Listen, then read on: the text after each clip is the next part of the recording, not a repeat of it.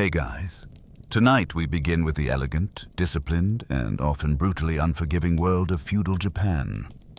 A place of samurai honor, strict codes, and very sharp consequences. It's the land of cherry blossoms, beautiful poetry, and a daily routine that would absolutely break most of us by lunchtime.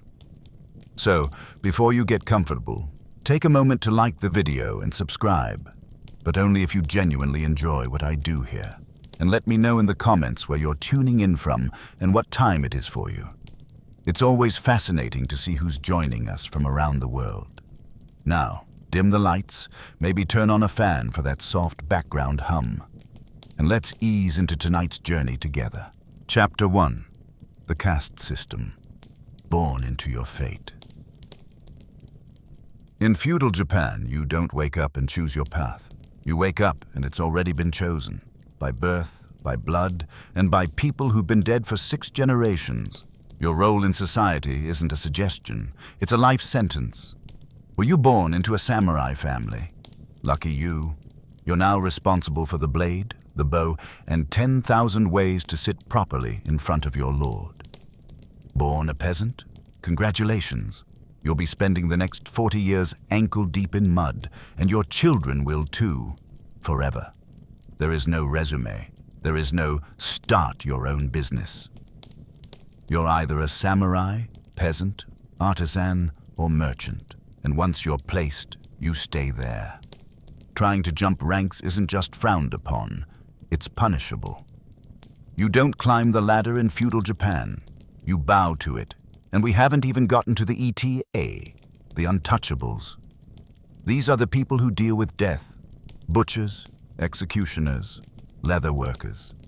Society needs them, but pretends they don't exist. They're like ghosts with jobs. Important jobs, but ghosts. Even within classes, it gets worse. Let's say you're a merchant, which sounds decent, right? You've got coin. But in feudal Japan, you're near the bottom. Why? Because you make money without labor, which is considered morally shady. Yes, you're literally too efficient to be respected. Meanwhile, the peasants are taxed so hard on their rice that if they cough up too much, they starve.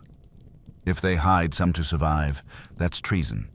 Heads roll, often. Samurai? You've got honor, but you're living in constant fear of disrespecting your lord, your ancestors, your tailor, or your sword by accidentally sneezing at the wrong time. Women? You didn't even ask. But no, you're not getting out of this either. Whatever your class, your freedom ends where your father's opinion begins. You'll marry who you're told, obey whom you must, and thank the heavens if you're allowed to learn poetry. So yes, you're born, assigned a costume and a script, and shoved onto the stage of society, whether you want to perform or not. It's elegant, poetic, and crushingly inescapable. And that's all before you've had breakfast. The rigidity of this system wasn't just cultural, it was legally enforced. The Tokugawa shogunate, which ruled Japan from 1603 to 1868, codified these social divisions with precision that would make a modern bureaucrat weep. Laws dictated everything from the color of your clothing to the size of your home, the materials you could use in construction, and even how you could celebrate weddings and funerals. If you were a farmer, sumptuary laws prohibited you from wearing silk. If you were a merchant, no matter how wealthy you became, you couldn't wear the 2 swords of a samurai. These weren't suggestions. They were legal boundaries enforced with punishments ranging from public humiliation to execution. The hierarchy flowed downward with crushing weight. At the top sat the emperor in Kyoto, a divine figure with almost no actual political power, more symbol than sovereign. Real authority rested with the shogun, the military dictator who controlled the bakufu, or shogunate government. Below the shogun were the daimyo, powerful feudal lords who controlled vast territories called han. Each daimyo commanded armies of samurai and answered directly to the shogun. Cross a daimyo, and you'd quickly learn that local justice was swift, creative, and usually permanent. Then came the samurai themselves, the warrior class that made up roughly 5–7% of the population. They were the enforcers, administrators, and cultural elite. But don't mistake status for freedom. Samurai lived under crushing expectations. One misstep could mean forced suicide or banishment, destroying not just you, but your entire family line. Below the samurai were the peasants, who made up about 80% of the population. They were technically ranked second in the official hierarchy because their agricultural labor fed the nation. In practice, though, they lived lives of backbreaking poverty and had virtually no rights. They couldn't leave their villages without permission, couldn't change occupations, and were taxed so heavily that survival itself was an annual negotiation with starvation. Artisans came next, the craftsmen, carpenters, blacksmiths, and toolmakers whose skills built and maintained society. They enjoyed slightly more freedom than peasants and could sometimes accumulate modest wealth. But they remained firmly under the thumb of their social superiors. At the bottom of the official hierarchy were merchants. Yes, you read that right. The people with money were ranked lowest. Why? Because Confucian philosophy, which heavily influenced Japanese social thinking, viewed commerce as parasitic. Merchants didn't grow food or make things or fight battles. They just moved goods around and profited from others' labor. This was considered morally suspect. The irony, of course, is that by the late Edo period, many merchant families had accumulated enormous wealth, while some samurai families were drowning in debt. But wealth couldn't buy status. A merchant could be 10 times richer than a samurai and still have to bow. When that broke, samurai walked past. And then there were the ite and hainin, the outcastes who existed below the official hierarchy. The ite handled work considered spiritually polluting, butchering animals, tanning leather, executing criminals, handling corpses. The hainin were beggars, prostitutes, and entertainers who had fallen from society. Both groups lived in segregated communities, couldn't marry outside their caste, and faced discrimination so severe it persisted well into the 20th century. This wasn't a system you could outsmart or work around. It was totalizing. Your position determined where you lived, how you dressed, whom you could speak to, whom you could marry, what you could own, what you could eat, and even how you could die. There was no concept of pulling yourself up by your bootstraps because you weren't wearing boots. You were wearing the straw sandals your great-great-grandfather wore, and your great-great-grandchildren would wear them too. Social mobility was essentially frozen. The rare exceptions: a peasant adopted into a samurai family, or a ronin, masterless samurai, who distinguished himself in battle, were so unusual they became the stuff of legends and kabuki plays. Everyone knew these stories precisely because they were extraordinary, not normal, and the system was self-reinforcing. Samurai educated their children to be samurai. Peasants taught their children to farm. Merchants trained their sons in trade. Even if you had the talent to be something else, there was no mechanism to discover or develop it. Your path was set before you could walk. The psychological weight of this system cannot be overstated. It wasn't just external control, it was internalized. People generally believed the hierarchy was natural, divinely ordained, or at least unchangeable. Rebellion wasn't just dangerous. For most people, it was literally unthinkable. This created a society of stunning stability and equally stunning rigidity. Feudal Japan experienced remarkably little internal conflict for long stretches, precisely because everyone knew their place and stayed in it. But that stability came at the cost of individual freedom, social dynamism, and any hope that your life could be different from your parents' lives. So when you imagine yourself in feudal Japan, don't picture yourself as the hero of your own story. Picture yourself as an extra in someone else's drama, a drama where the script was written centuries ago, and your only job is to read your lines, hit your marks, and exit stage left when your time comes. Welcome to feudal Japan, where the social pyramid wasn't just a structure. It was a prison made of tradition, law, and the very air you breathed. Chapter 2. Daily Hygiene. The cold reality of cleanliness. You might think feudal life was all grit and grime, but Japan took cleanliness seriously, painfully seriously. In fact, it was practically a religion, which sounds lovely until you experience it in winter.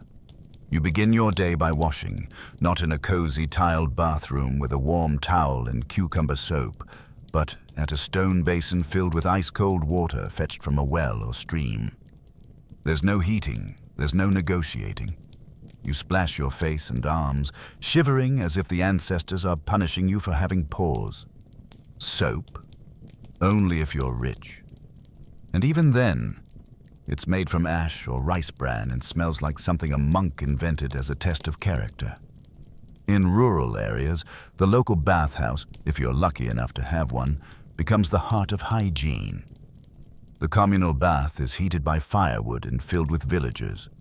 And by communal, we mean absolutely no privacy whatsoever. You bathe next to your neighbor, your boss, your future in-laws, and maybe your landlord.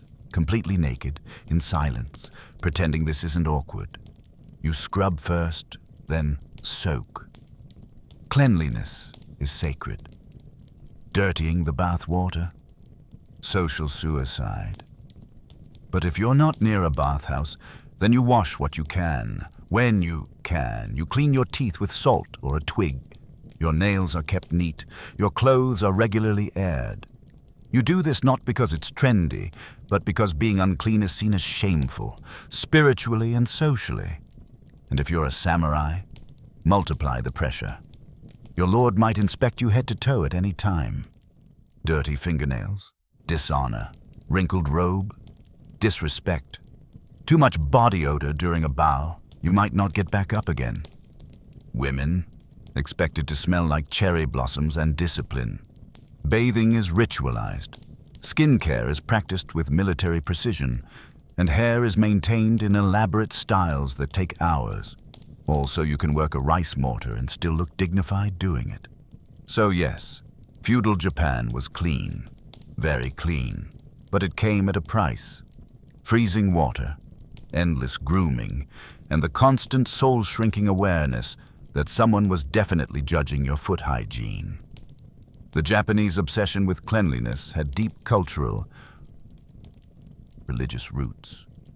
Shinto, the indigenous religion of Japan, emphasizes purity and purification.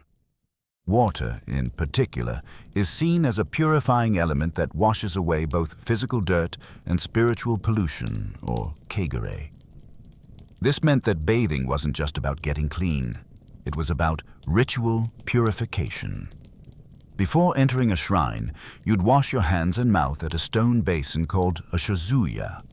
Before meeting someone important, you'd ensure you were clean as a sign of respect. Before cooking, preparing tea, or engaging in any significant activity, cleanliness was a prerequisite. The typical Japanese home had limited facilities for bathing. Most people didn't have private baths. Instead, they'd heat water in large iron pots, pour it into wooden tubs, or visit public bathhouses called sento. These bathhouses were social institutions as important as the marketplace or temple.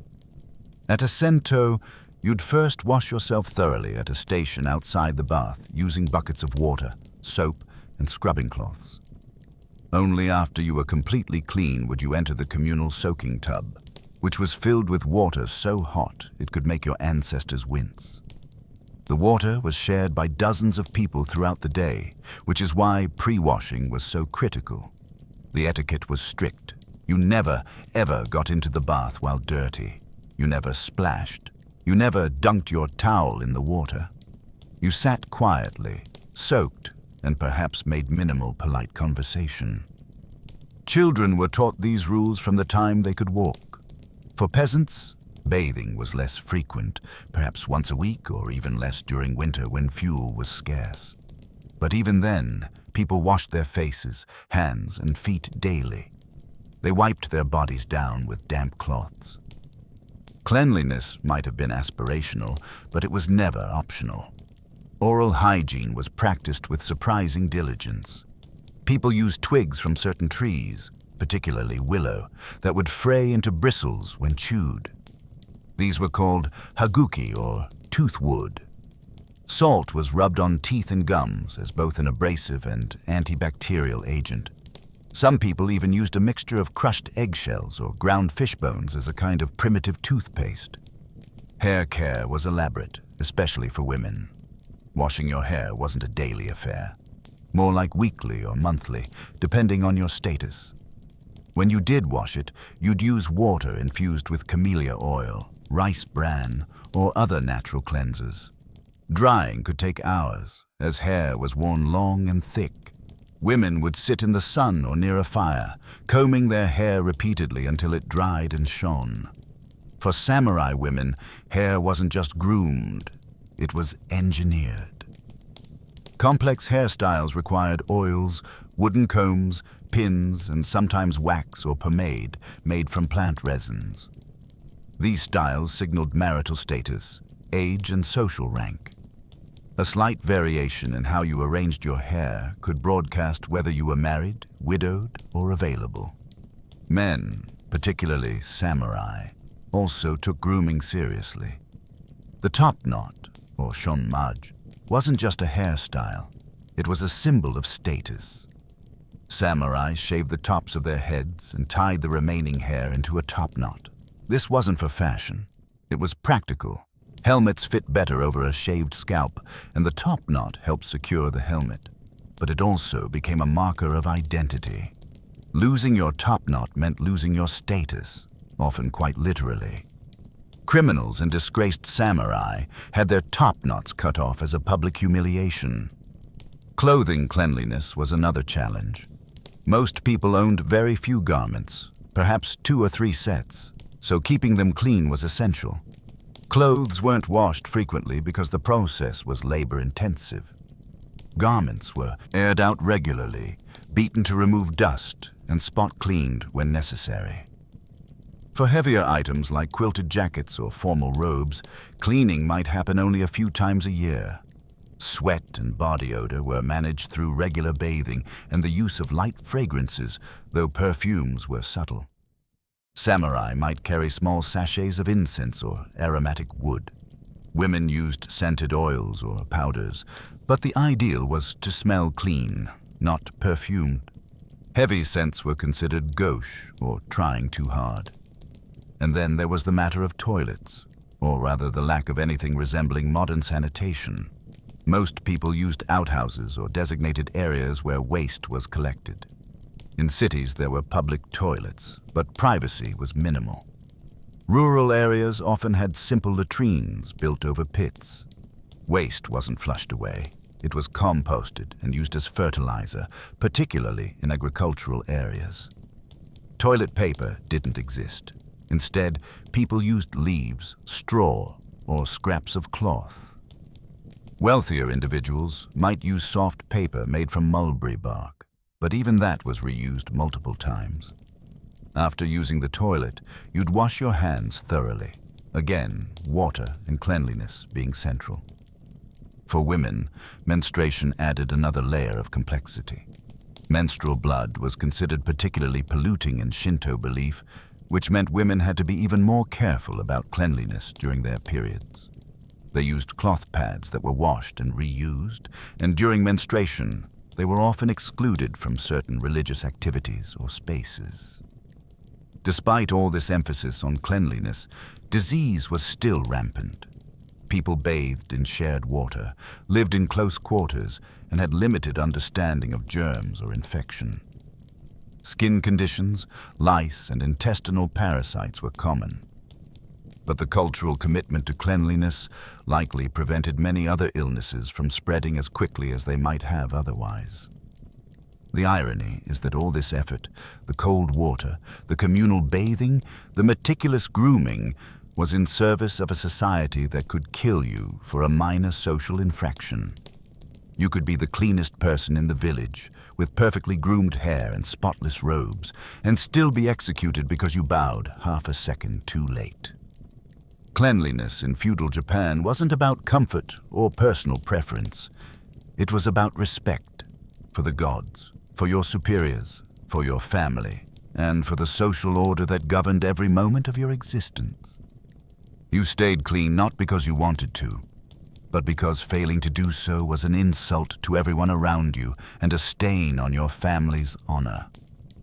So as you stand there at dawn, pouring icy water over your shivering body while your neighbor watches from 3 feet away, remember, this isn't self-care. This is survival. And if your teeth aren't white enough or your fingernails have dirt under them, well, someone will notice. And in feudal Japan, being noticed for the wrong reasons is the beginning of the end. Chapter 3. The life of a samurai. Honor or death. Let's say you're born into the warrior class, the samurai. Sounds cool, right? Fancy swords, silk robes, poetic sword fights under cherry blossoms. Now, let's talk about the fine print. Being a samurai in feudal Japan isn't about swinging a katana and shouting for honor. It's about never, ever screwing up. The entire framework of your life is governed by bushido, the way of the warrior, a code of conduct so strict even your ancestors are nervous. You don't live for yourself. You live for your daimyo, your lord. His word is law. His moods are weather patterns. And your job is to serve him with such loyalty that you'd rather die horribly than disappoint him mildly. No pressure. Disobedience.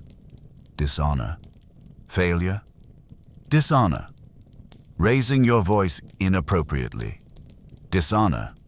Looking at the wrong person sideways during a tea ceremony. You guessed it. Dishonor. And dishonor isn't something you walk off.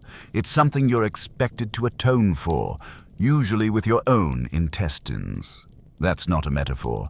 That's seppuku, the ritual suicide expected of disgraced samurai. You kneel, pull out a short blade, and let's stop there. You get the idea. This wasn't rare. It was respected, even celebrated, as a way to preserve dignity. Mess up badly enough, and your lord might give you a short blade and a quiet room and say, you know what to do.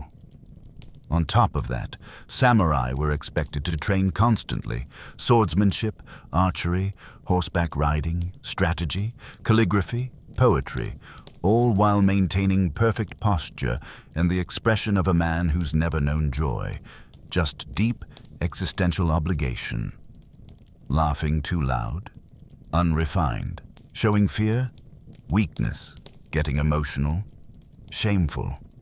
Your clothes are precise, your sword must be spotless, and your conduct must be so honorable it makes other people uncomfortable.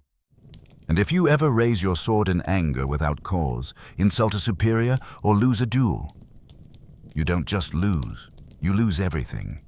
Being a samurai isn't about glory, it's about discipline, silence, and surviving each day without blinking wrong. So yes, you look good in armor, but you're one eyebrow twitch away from existential catastrophe. The word samurai comes from the verb saburao, meaning to serve. That's the entire point of their existence, service. Not to themselves, not to abstract ideals, but to a specific lord who owned them in every way that mattered.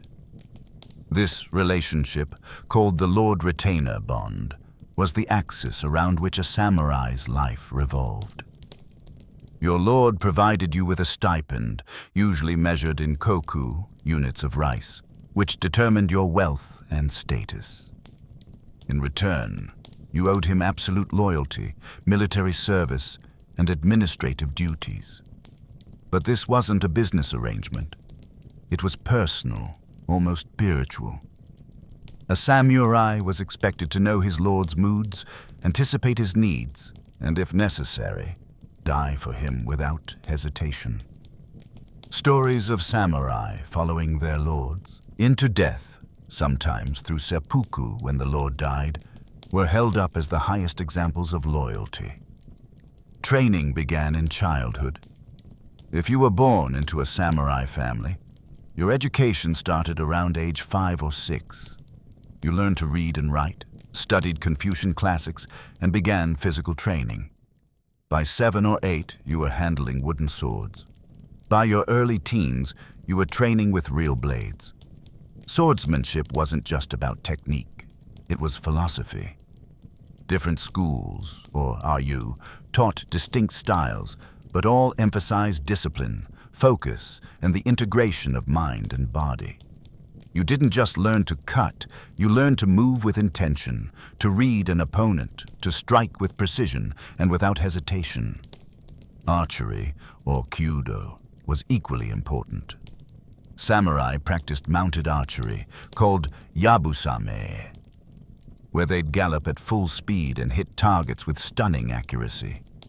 This wasn't sport, it was essential battlefield skill. During the earlier periods of Japanese history, archery was actually more valued than swordsmanship. But physical prowess was only part of the equation. Samurai were also expected to be literate, cultured, and refined. Calligraphy was a measure of character.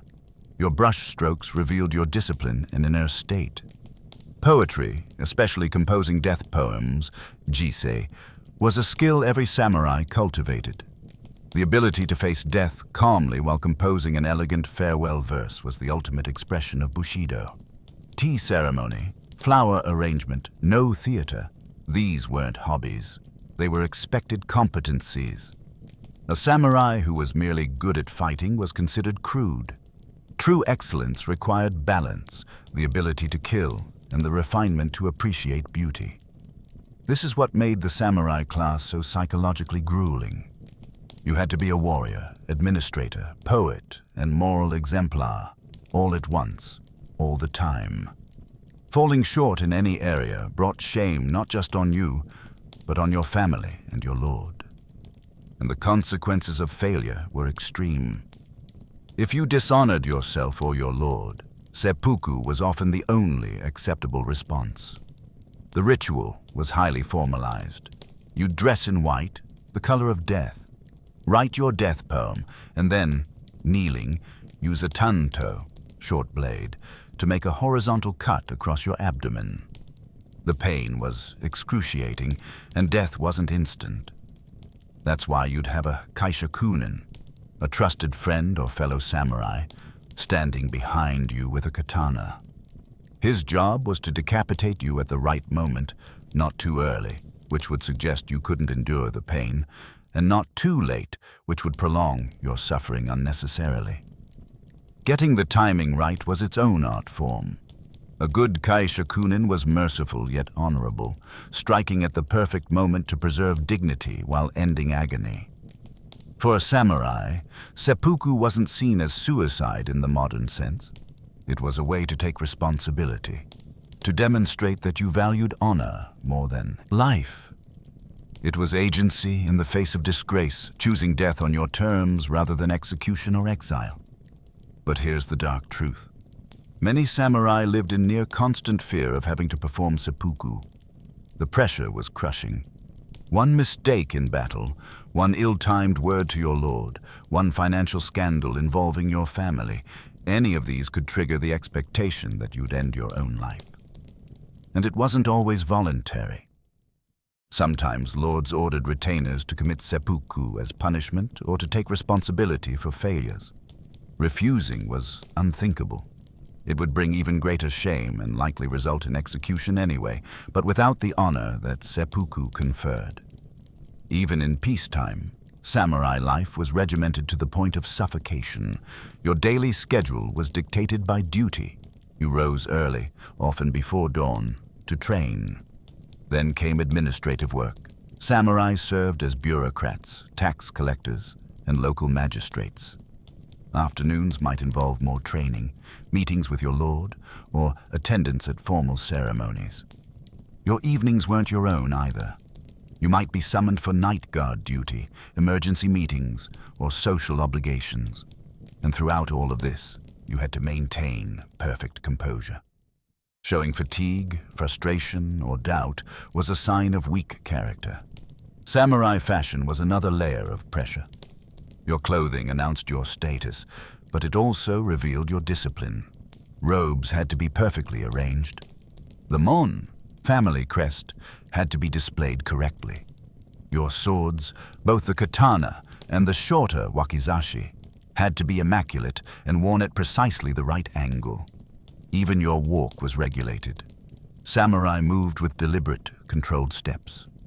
Running was undignified unless you were in battle or delivering urgent messages. Your posture had to be upright, your gaze neither too high, arrogant, nor too low, servile. Every gesture communicated status, and every misstep could be interpreted as disrespect. And women in samurai families, they lived under similar pressure, though their training was different. Samurai women learned naginata, a pole weapon, so they could defend their homes when the men were away. They were educated in managing households, which in elite families meant overseeing servants, finances, and social obligations. They were expected to embody grace, discipline, and unwavering loyalty, not to a lord, but to their husbands and families. If a samurai's home was invaded and defeat was certain, women were expected to commit jigai, a form of ritual suicide, where they cut their own throats or carotid arteries. This was seen as preferable to capture, which would bring dishonor through potential assault or slavery. So when you imagine the life of a samurai, don't picture adventure and glory. Picture a gilded cage. Yes, you have status. Yes, you have swords and silk. But you're also trapped in a system where every breath must be calculated, every word measured, and every action evaluated against impossible standards. You're not a free warrior. You're a cog in a hierarchy, and that hierarchy will chew you up the moment you stop being useful, or the moment you make a mistake. The samurai class eventually became obsolete. When the Meiji Restoration occurred in 1868 and Japan modernized, samurai lost their legal privileges. They were forbidden from wearing swords in public. Their stipends were abolished. Many became impoverished, struggling to adapt to a world that no longer needed professional warriors. But for the centuries when they ruled, samurai lived in a state of perpetual tension between their elevated status and the suffocating demands that came with it. They were admired, feared, and envied, but they were also trapped, and they knew it. Chapter 4. The life of a peasant, surviving on rice and hope. So, you weren't born a samurai.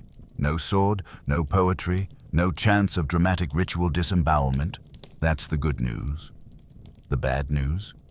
You're a peasant, which means your entire existence is a combination of dirt, sweat, back pain, and government-mandated rice delivery. You wake up with the sun, not because you're one with nature, but because the land tax doesn't pay itself. And also, your thatched hut has no doors, no windows, and someone's goat just walked across your bed mat. Breakfast, if you're lucky. A bowl of rice porridge and a side of last week's pickled something. If you're unlucky, it's pretend you're not hungry with a splash of river water. Then, it's off to the rice fields, which sound peaceful in travel documentaries, but are in reality mud pits designed to break your soul slowly over 12 hours. You plant, you weed, you hope a bandit raid doesn't happen today. And when the sun goes down, you limp home, only to discover that one of your oxen is missing and the village headman would like to speak with you about your grain shortfall. Taxes are relentless. You don't get paid in coins. You pay them with rice. Your family eats what's left, which isn't much, especially if the harvest was bad, or if your lord's nephew accidentally rode a horse through your plot during a military drill. Want to complain? That's adorable. You can't. Talking back gets you whipped, exiled, or promoted to corpse. If you're really lucky, you might become a village elder, which means people still don't listen to you, but now they ask for your advice right before ignoring it. And remember, you're legally not allowed to leave your village without permission. You are, in effect, a rice-based prisoner with seasonal ankle rot. Festivals, there are some. You get drunk on weak sake, dance in a circle, and try not to think about how planting season starts again in 4 days. So yes, you are the foundation of the economy, the reason the samurai eat, and the person everyone forgets exists. And no, you do not get a day off, because feudal Japan believes in hard work, generational suffering, and keeping expectations extremely, extremely low. Let's dig deeper into the brutal mathematics of peasant life. The average peasant family in feudal Japan farmed about 2.5 acres of rice paddy. That might sound like a decent plot, but rice farming is extraordinarily labor-intensive. Rice doesn't just grow, it demands. The paddies must be flooded, which means managing water flow from rivers or irrigation channels. The soil must be tilled and fertilized, usually with human and animal waste, which you collected and spread by hand. Seeds must be germinated in nursery beds, then transplanted by hand into the flooded fields, one seedling at a time. You'd spend days bent at the waist in muddy water, planting row after row. Then came weeding, which never ended. Weeds competed with rice for nutrients, so you had to wade through the paddies, pulling them out constantly. This work was backbreaking and done in the blazing sun or pouring rain, depending on the season. Pest control was primitive. Birds ate the seeds. Insects devoured the young plants. Rats raided the harvest. You used scarecrows, noisemakers, and sometimes just stood in the fields all day chasing away wildlife. If you were desperate, you might set traps or poison, but these were expensive and not always effective. And then there was the weather. Too much rain, and your fields flooded beyond recovery. Too little, and the rice withered. A single typhoon could destroy a year's work in hours. Droughts could last months. You had no insurance, no government aid, no backup plan. If the harvest succeeded, you'd begin reaping, cutting each stalk by hand with a sickle, bundling the sheaves, and carrying them to a threshing area. Threshing was done by beating the rice stalks or using a simple wooden tool to separate the grains. Then you'd winnow the rice, tossing it into the air to let the wind blow away the chaff. Only then could you finally see how much rice you had. But you didn't get to celebrate because the tax collector was already on his way. The standard tax rate was around 40–50% of your harvest, though some lords demanded even more. This was called the nengu, and it wasn't negotiable. Officials measured your fields, estimated yields, and told you how much you owed. If you fell short, too bad. You still had to pay. This meant peasant families were constantly on the edge of starvation. After taxes, what remained had to feed your family for the entire year. You also needed seed rice for the next planting, and you had to set aside some rice for trade, to buy salt, tools, clothing, or medicine. If the harvest was poor, you made impossible choices. Do you pay the full tax and starve? Do you hide some rice and risk execution if you're caught? Do you sell your tools or your ox to buy food, knowing that without them, next year will be even harder? Peasants developed clever strategies for survival. They diversified crops, planting vegetables, beans, and barley alongside rice.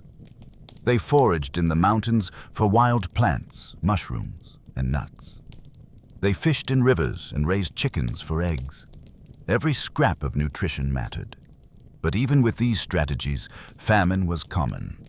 Poor harvests could trigger starvation that killed thousands.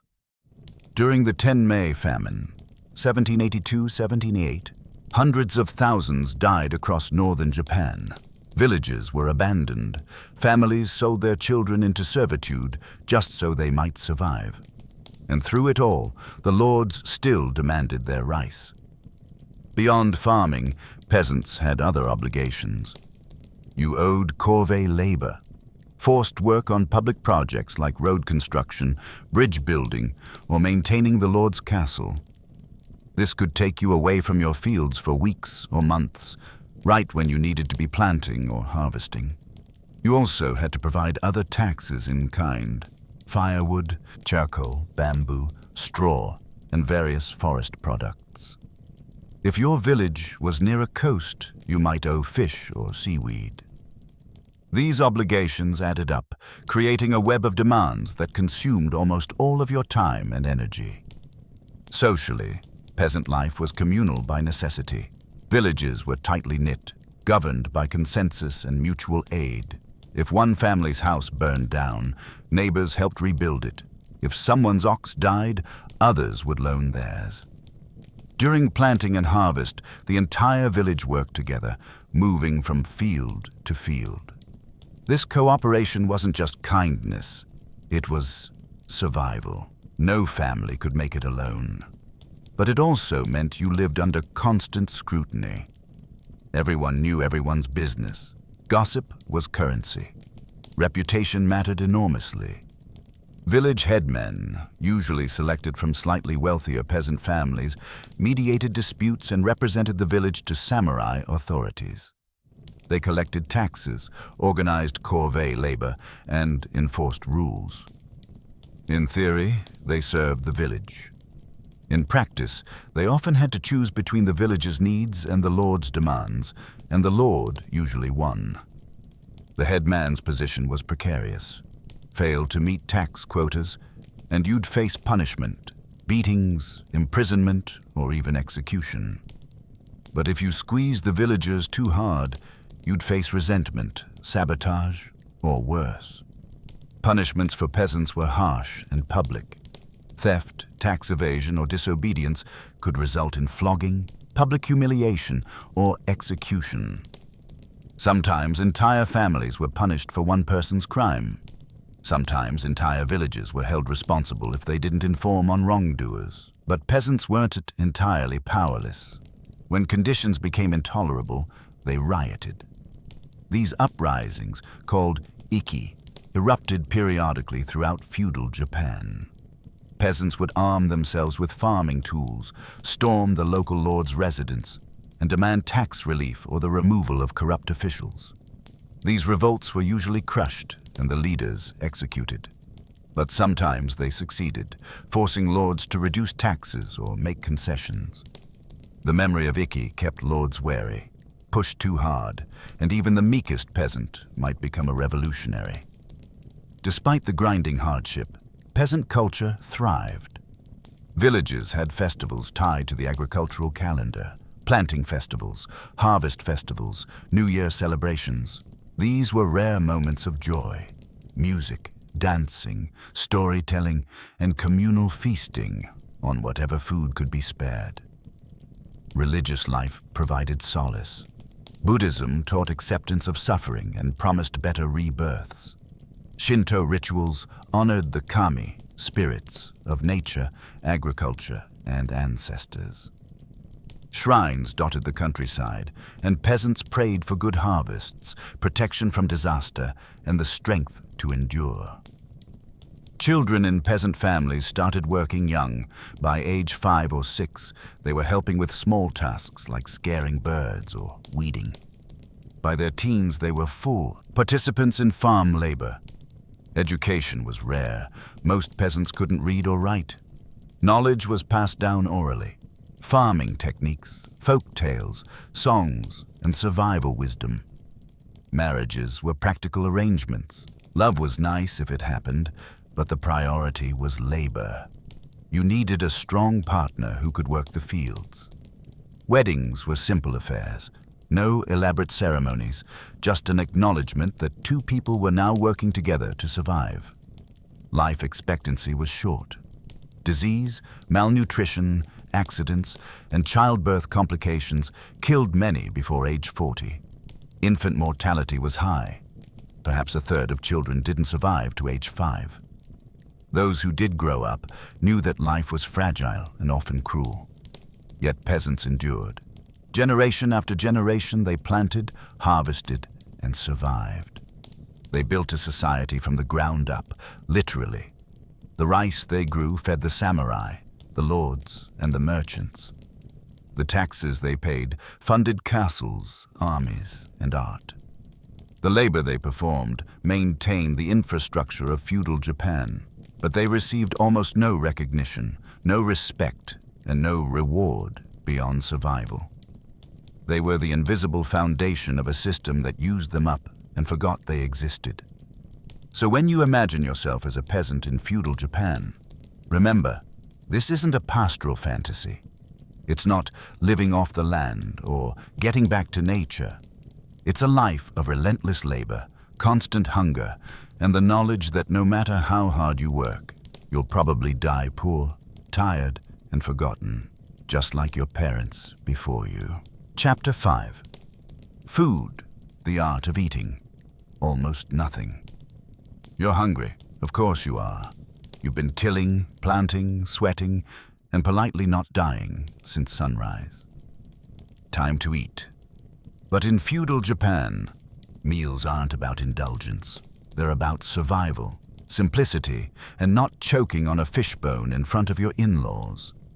If you're a peasant, your diet is rice. Rice for breakfast, rice for lunch, rice for dinner. If you're lucky, it's actual rice. If you're not, it's barley pretending to be rice.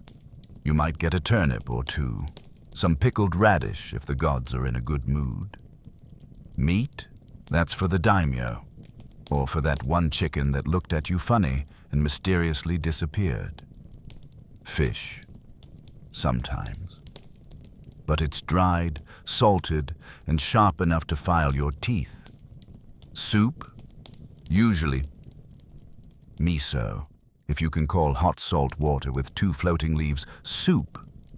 It's flavorful, yes, in the same way seawater is hydrating.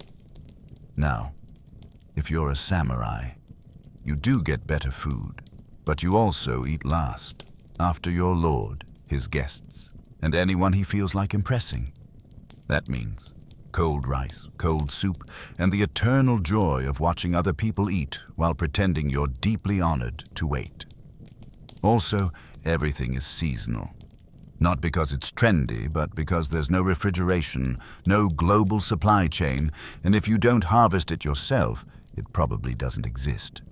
So, when it's winter, that's just nature's way of suggesting fasting. And heaven forbid you get food poisoning. Medical care is optimistic. The local remedy is lie down and think about your ancestors. You'll either get better or become one of them. Food theft is a serious crime. Steal a bowl of rice and you're not getting a slap on the wrist. You're getting a public display of why we don't touch the daimyo's daikon. Tea. It's around, but not like you're imagining.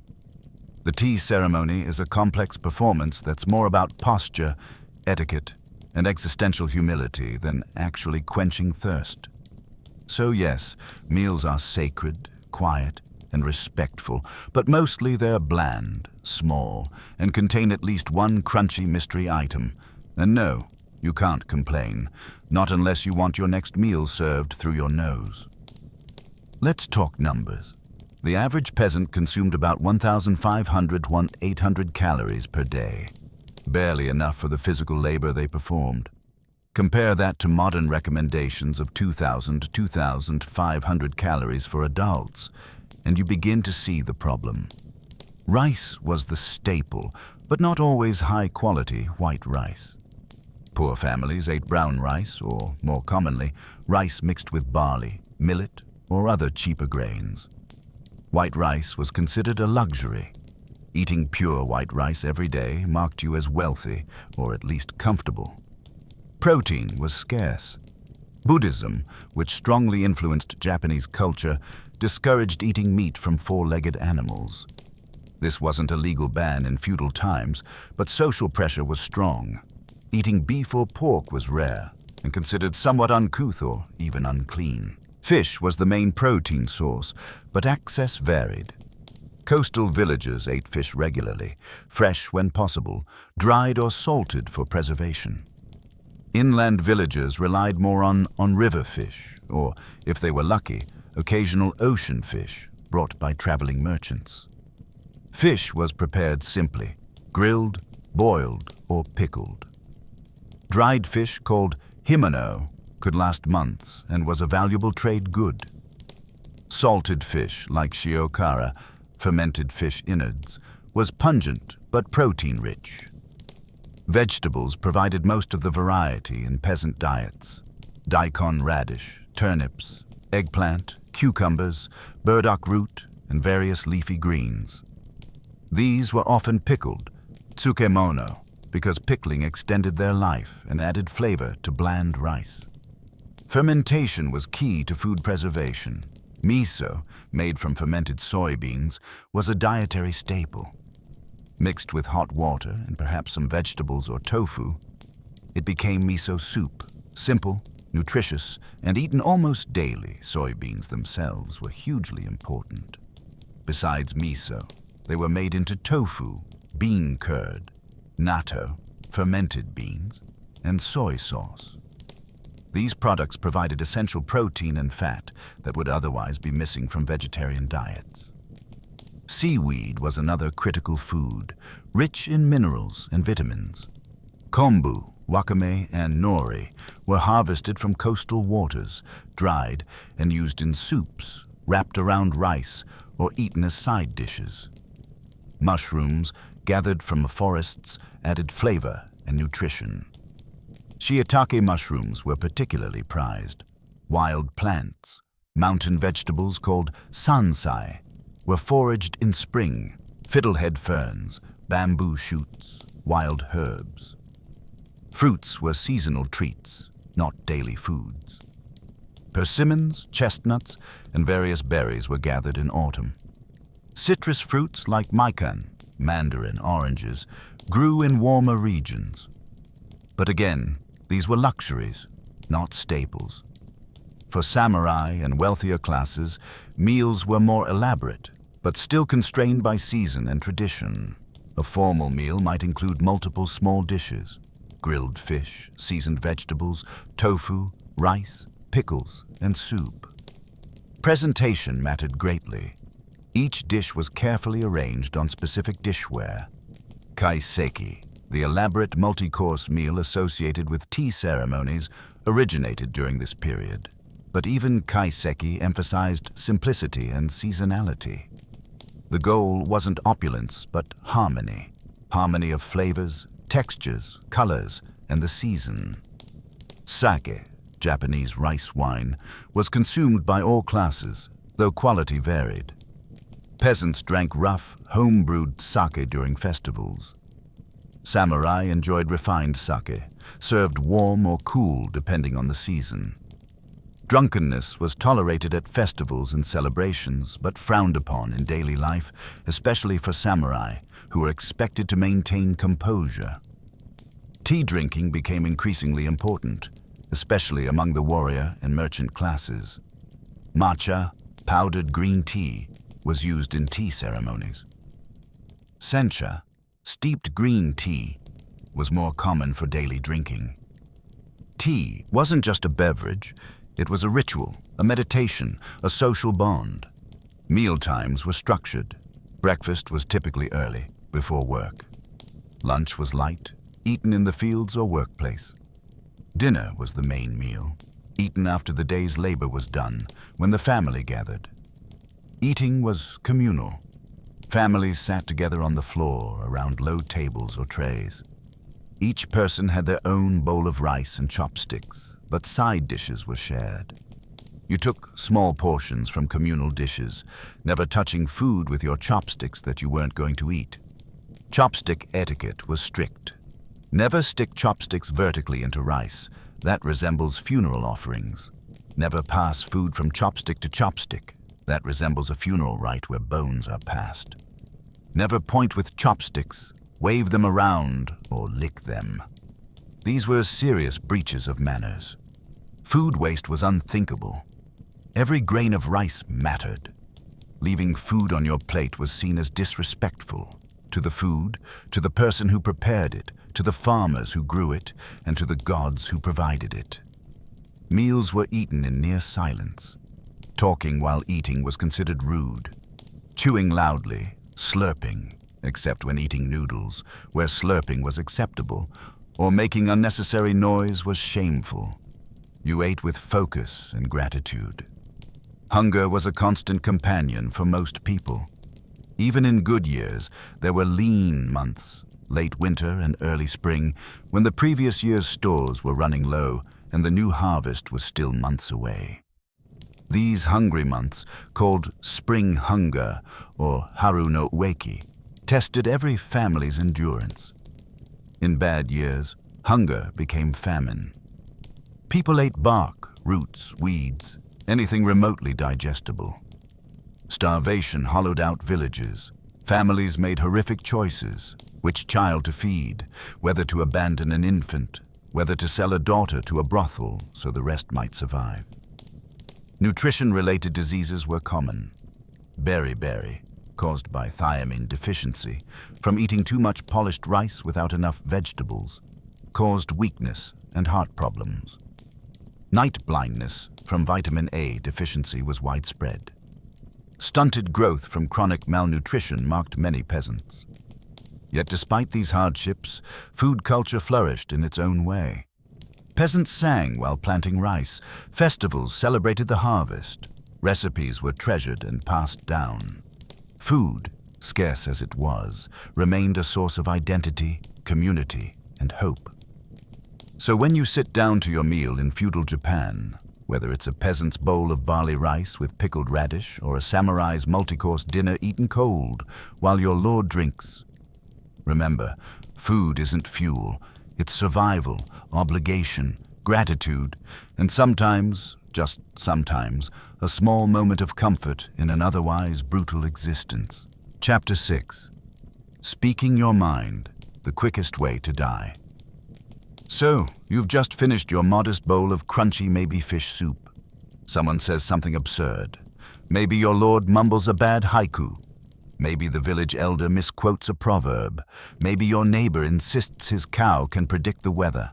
And for one reckless, foolish moment, you think about correcting them. Don't. In feudal Japan, your opinion is a liability. Free speech is not a concept. It's a fast track to disgrace, exile, or sudden career-ending decapitation. The social hierarchy is rigid, and every word has weight. Speak above your class. You're being impudent. Criticize someone above you. You're insolent. Make a joke that doesn't land. That's treason adjacent. Even within families, you tread carefully. A son doesn't interrupt his father. A wife doesn't correct her husband. And no one, absolutely no one, questions the daimyo unless they've always wanted to explore the afterlife via sword tip. Samurai are trained to speak with measured calm, even when furious. A sharp tongue is worse than a dull blade. It's unbecoming, it's dangerous, and it might force someone into the awkward position of having to kill you to restore their honor. Which brings us to apologies. In feudal Japan, apologies are an art form. You don't just say sorry. You bow. You grovel. You possibly write a poem about your shame. You might even send a gift, like a live bird or a decorative comb, while sincerely hoping the person receiving it doesn't decide to duel you anyway. And God's help you if your tone is too casual. A misplaced word can be interpreted as sarcasm, defiance, or spiritual rot. Silence is almost always safer. Even humor is a tightrope walk. Laughing at the wrong thing could be seen as disrespect. Laughing with someone important might imply you think you're on their level, and that's how people end up mysteriously reassigned to the far north. So yes, you're free to speak, technically, but in practice, you nod, smile, and pray your opinion never tries to escape your mouth. Because in feudal Japan, loose lips don't just sink ships. They sink social standing, reputations, and sometimes your entire bloodline. The concept of face, or meiyo, was everything. Your face was your social currency, your family's honor, your entire identity. Losing face meant losing your place in society. And you could lose face in countless ways, by speaking out of turn, by failing to show proper respect, by embarrassing someone publicly, or by failing to meet social expectations. The language itself enforced hierarchy. Japanese has multiple levels of politeness built into its grammar. The words you chose, the verb endings you used, even the pronouns you selected all signaled your relationship to the person you were addressing. There was a casual speech for friends and family, polite speech for strangers and superiors, and highly formal speech for lords and officials. Using the wrong level was a serious error. Speak too casually to a superior, and you've insulted them. Speak too formally to an equal, and you've created awkwardness or implied sarcasm. For a samurai speaking to his lord, the language was extraordinarily formal and self-deprecating. You referred to yourself with humble terms and to your lord with exalted ones. A typical exchange might involve the samurai saying something like, "This unworthy one humbly begs the exalted lord's forgiveness for his incompetence," even if he'd done nothing wrong. Peasants speaking to samurai used similarly deferential language. But the power imbalance meant that samurai could speak to peasants however they wanted, curtly, dismissively, or not at all. A peasant who spoke to a samurai without being addressed first could be struck down for his impertinence. Criticism, even constructive criticism, was almost impossible to voice safely. If your lord made a bad decision, you couldn't simply tell him. You had to couch any advice in extreme deference, framing it as a humble suggestion from someone unworthy to even speak. Some samurai developed reputations as honest advisors, men who would speak difficult truths to their lords. But even they did so at great risk. If the lord didn't appreciate the honesty, the advisor might find himself ordered to commit seppuku. This created a culture of sycophancy around powerful men. Lords were surrounded by yes-men who told them what they wanted to hear, not what they needed to know. This led to catastrophic mistakes, military defeats, financial ruin, peasant revolts that could have been prevented if someone had dared to speak up. Gossip was dangerous yet ubiquitous. People talked about each other constantly. It was one of the few forms of social power available to those at the bottom. But being caught gossiping about a superior could be deadly. Rumors could destroy reputations overnight. Whisper campaigns could ruin families, and because everything was based on honor and face. Even a false rumor could be devastating. If enough people believed something shameful about you, it didn't matter if it was true. You'd lost face, and that was irreversible. Samurai sometimes dueled over perceived insults. If one samurai felt disrespected by another's words, he could challenge him to a duel. These weren't formal affairs with seconds and rules. They were the sudden, lethal encounters. A word taken the wrong way could result in drawn swords and death within minutes. For merchants and artisans, verbal missteps could cost them business. Offend a samurai customer, and not only would they not return, but they might also tell others to shun your shop. In small communities, reputation was everything. Lose it, and you lost your livelihood. Women had even less freedom of speech. In public, they were expected to speak softly, deferentially, and as little as possible. A woman who spoke boldly or expressed strong opinions was considered unwomanly, possibly dangerous. The ideal woman was quiet, obedient, and supportive. Her words carefully chosen to please and never challenge. Within families, women had some private influence. A strong-willed wife might guide her husband's decisions behind closed doors, but this influence had to remain invisible. If it became known that a man was ruled by his wife, he'd be mocked and disrespected. Children learned very early to control their speech. They were taught to listen, not speak. To answer when asked, but never volunteer information. To agree with adults, never argue. Discipline was strict. A child who talked back might be beaten, denied food, or publicly shamed. Education for samurai children included rhetoric and persuasion, but always within the bounds of propriety. You learned to argue a point elegantly, but never disrespectfully. You learned to advise your lord effectively, but never presumptuously. Poetry provided one of the few outlets for genuine expression. In a poem, you could hint at dissatisfaction, longing, or criticism without stating it directly. The best poems operated on multiple levels. On the surface, they might describe cherry blossoms or autumn leaves, but beneath, they commented on political situations or personal grief. This is why poetry was so valued in feudal Japan. It was a safe way to communicate dangerous ideas. A clever poem could criticize a lord without directly doing so, allowing the poet to maintain plausible deniability. But even poetry had limits. Some poets were exiled or executed for verses deemed too critical or subversive. The line between acceptable artistic expression and treasonous speech was thin and constantly shifting. The psychological toll of this constant self-censorship was enormous.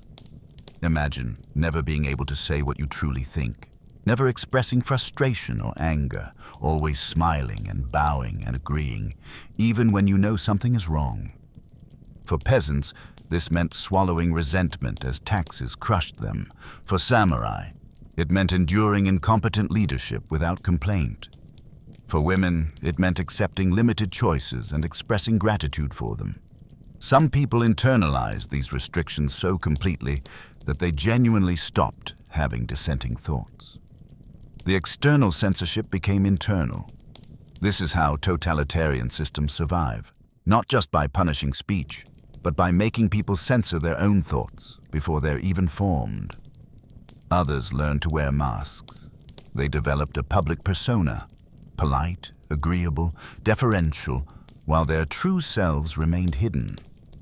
This split between public face, tatemae, and private feelings, hon, became deeply embedded in Japanese culture and persists in some forms even today.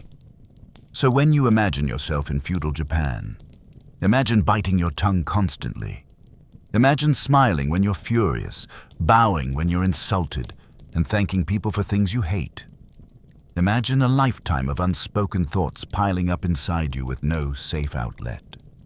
Because in feudal Japan, your words aren't yours.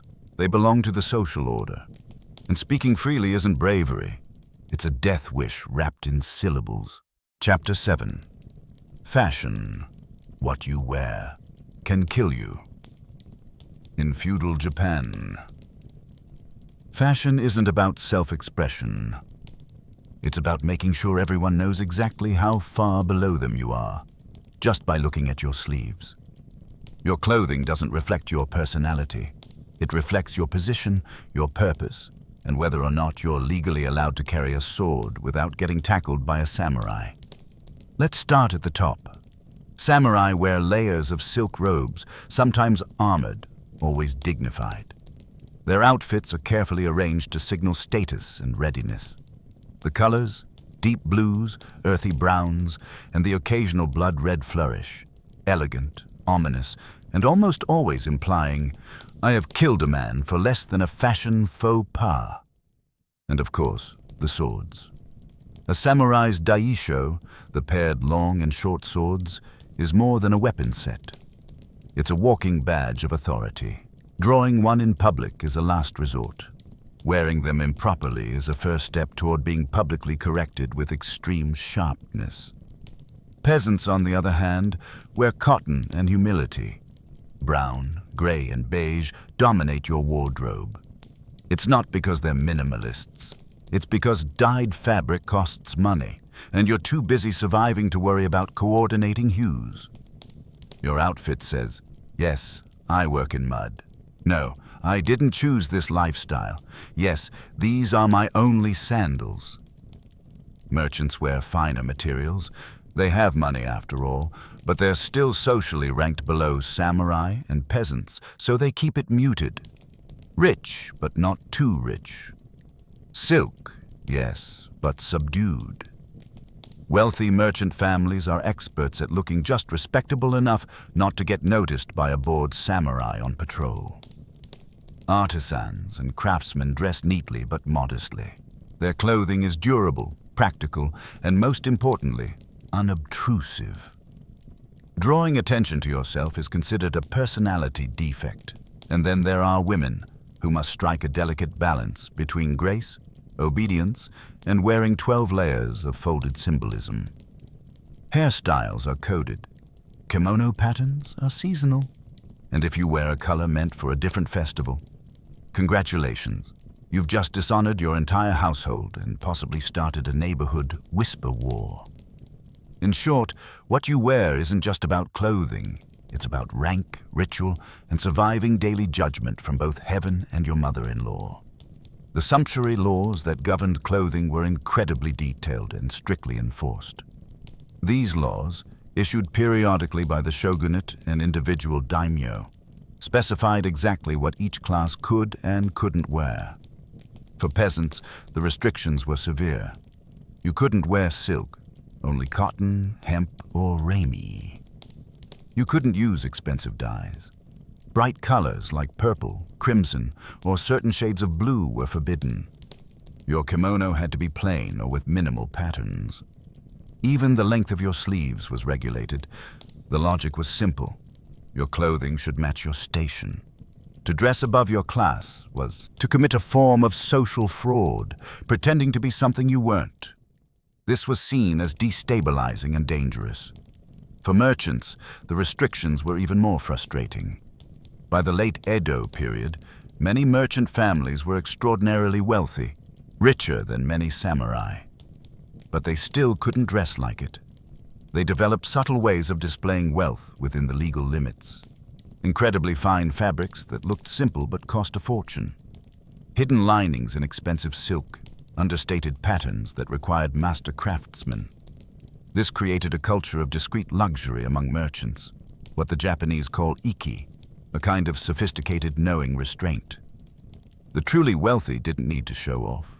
Their quality spoke quietly to those who understood. Samurai fashion was governed by different pressures. Your clothing had to reflect your status, but it also had to be practical. The hakama, wide pleated pants, allowed freedom of movement for horseback riding and combat. The kimono sleeves had to be the right length for your rank. The family mon, crest, had to be displayed in the correct positions. Colors and patterns carried meaning. Certain patterns were reserved for the warrior class. Others were seasonal, cherry blossoms for spring, maple leaves for autumn, snowflakes for winter. Wearing the wrong seasonal pattern was a sign of ignorance or poor taste. The most prestigious dye was purple, made from gromwell root. It was expensive and difficult to produce, so purple fabrics became associated with high rank and imperial favor. Ordinary people weren't just discouraged from wearing purple, they were legally forbidden. Women's fashion was even more complex. The kimono itself had multiple variations depending on your age, marital status, and occasion. Young unmarried women wore furisode, kimono with long, flowing sleeves.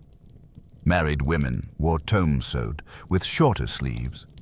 Formal occasions required specific colors and patterns. The obi, the wide sash tied around the waist, was an art form in itself. How you tied it, what material you used, what patterns were displayed, all of this communicated information about who you were. A simple obi might be tied in a basic bow. A formal one might require elaborate knots and take an hour to put on correctly. Hairstyles for women were equally regulated. The shimada style, a high bun with decorative combs and pins, was worn by adult women. Variations indicated whether you were married, single, working as a geisha, or belonged to the samurai class. Changing your hairstyle without appropriate reason could raise eyebrows and questions. Makeup, when worn, was stark and symbolic. White face powder made from rice flour or lead, yes, toxic lead, created a pale, mask-like complexion. Eyebrows were sometimes shaved and redrawn higher on the forehead. Lips were painted in a small bow shape with red pigment. For married women in some periods, teeth were blackened using a mixture of iron filings and vinegar, a practice called ohaguro. This blackening served multiple purposes. It was considered beautiful. It prevented tooth decay The iron had antibacterial properties, and it clearly marked a woman as married. To modernize, it looks bizarre, but in feudal Japan it was the height of respectability. Footwear was also class-specific. Peasants wore waraji, straw sandals that wore out quickly and offered minimal protection. Wealthier people wore geishas, wooden platform sandals that kept your feet out of the mud.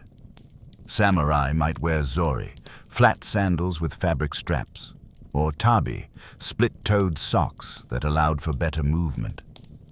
Going barefoot was a sign of extreme poverty or spiritual devotion. Only beggars and certain monks went completely shoeless. Accessories were limited but meaningful. Samurai carried inro, small decorative cases that hung from the obi and held medicines, seals, or other small items. They also carried netsuke, carved toggles that secured items to their belts. These small objects became canvases for incredible artistry. Women carried personal items in sleeves, which were essentially pockets, or in small bags. Fans weren't just for cooling, they were communication tools. How you held a fan, how you opened it, what you did with it. All of this sent social signals. In winter, people layered multiple kimono for warmth. There was no central heating, so clothing was your primary defense against cold. Wealthy samurai might wear padded silk robes. Peasants stuffed their garments with straw or wore threadbare layers that barely helped. The effort required to maintain proper dress was enormous. Kimono had to be aired regularly, spot cleaned, and stored carefully to prevent damage from insects and moisture. Fine silk was delicate and expensive to replace. Even wealthy families treated their best garments as precious heirlooms, worn only on special occasions. For samurai, armor was another category. Entirely. Full armor, yoroi, was incredibly complex, made of lacquered metal plates, leather, silk cords, and decorative elements. Each piece had a name and purpose. Putting on full armor required assistance and could take an hour, but armor wasn't worn daily. Most samurai spent their lives in regular clothing, only donning armor for battles, ceremonies, or formal occasions. The armor itself became a symbol of readiness and heritage, often inherited from fathers and grandfathers, repaired and maintained over generations. The psychological impact of clothing regulations was profound. Getting dressed wasn't a personal choice, it was a daily performance of your social role. Every morning you put on your assigned costume and stepped into your assigned character. This meant that even in private, even at home, you couldn't escape your identity. Your clothes reminded you constantly who you were and who you were not. For those who chafed against their station, clothing became a source of resentment. Merchants who built wealth but couldn't display it. Samurai who fell into poverty but had to maintain appearances. Women who wanted freedom but were wrapped in layers of restrictive fabric. There were small rebellions. Some merchants wore extravagant underwear that no one could see. Expensive silk hidden beneath plain outer robes. Some women experimented with subtle variations in their hairstyles. Some samurai let their clothing become slightly shabby as a kind of protest against poverty. But these rebellions were minor and risky. Sumptuary laws were enforced irregularly but harshly. Inspectors might stop you on the street and examine your clothing. If you were found wearing illegal items, you could be fined, publicly shamed, or even imprisoned. The message was clear. Your body belongs to your class, and your class belongs to the social order. What you wear isn't about you, it's about maintaining the hierarchy that keeps everyone in their place. So as you dress each morning in feudal Japan, whether you're wrapping yourself in rough cotton or carefully arranging silk layers, remember, this isn't fashion, it's a uniform. And removing it, even for a moment, means stepping out of the only identity you're allowed to have. Chapter 8. Love and Marriage. Romance as a side quest. So you're imagining moonlit walks beneath cherry blossoms, whispered poetry under paper lanterns, Perhaps a dramatic kiss between a samurai and a forbidden princess. Yeah. No. In feudal Japan, love is a side quest, and not one you're likely to complete. Marriage isn't about feelings. It's about alliances, status, rice taxes, and not embarrassing your ancestors. If you're a peasant, your marriage is arranged by your parents and maybe the village elder. Romantic compatibility isn't discussed. Sturdy legs and healthy teeth are considered more important. If you're from a samurai family, the stakes are even higher. Marriages are tools of politics. Your partner is chosen to solidify a clan alliance, secure land, or pay off a grudge with a nice kimono. The goal isn't happiness, it's stability. Ideally, one that doesn't collapse during harvest season. Love letters?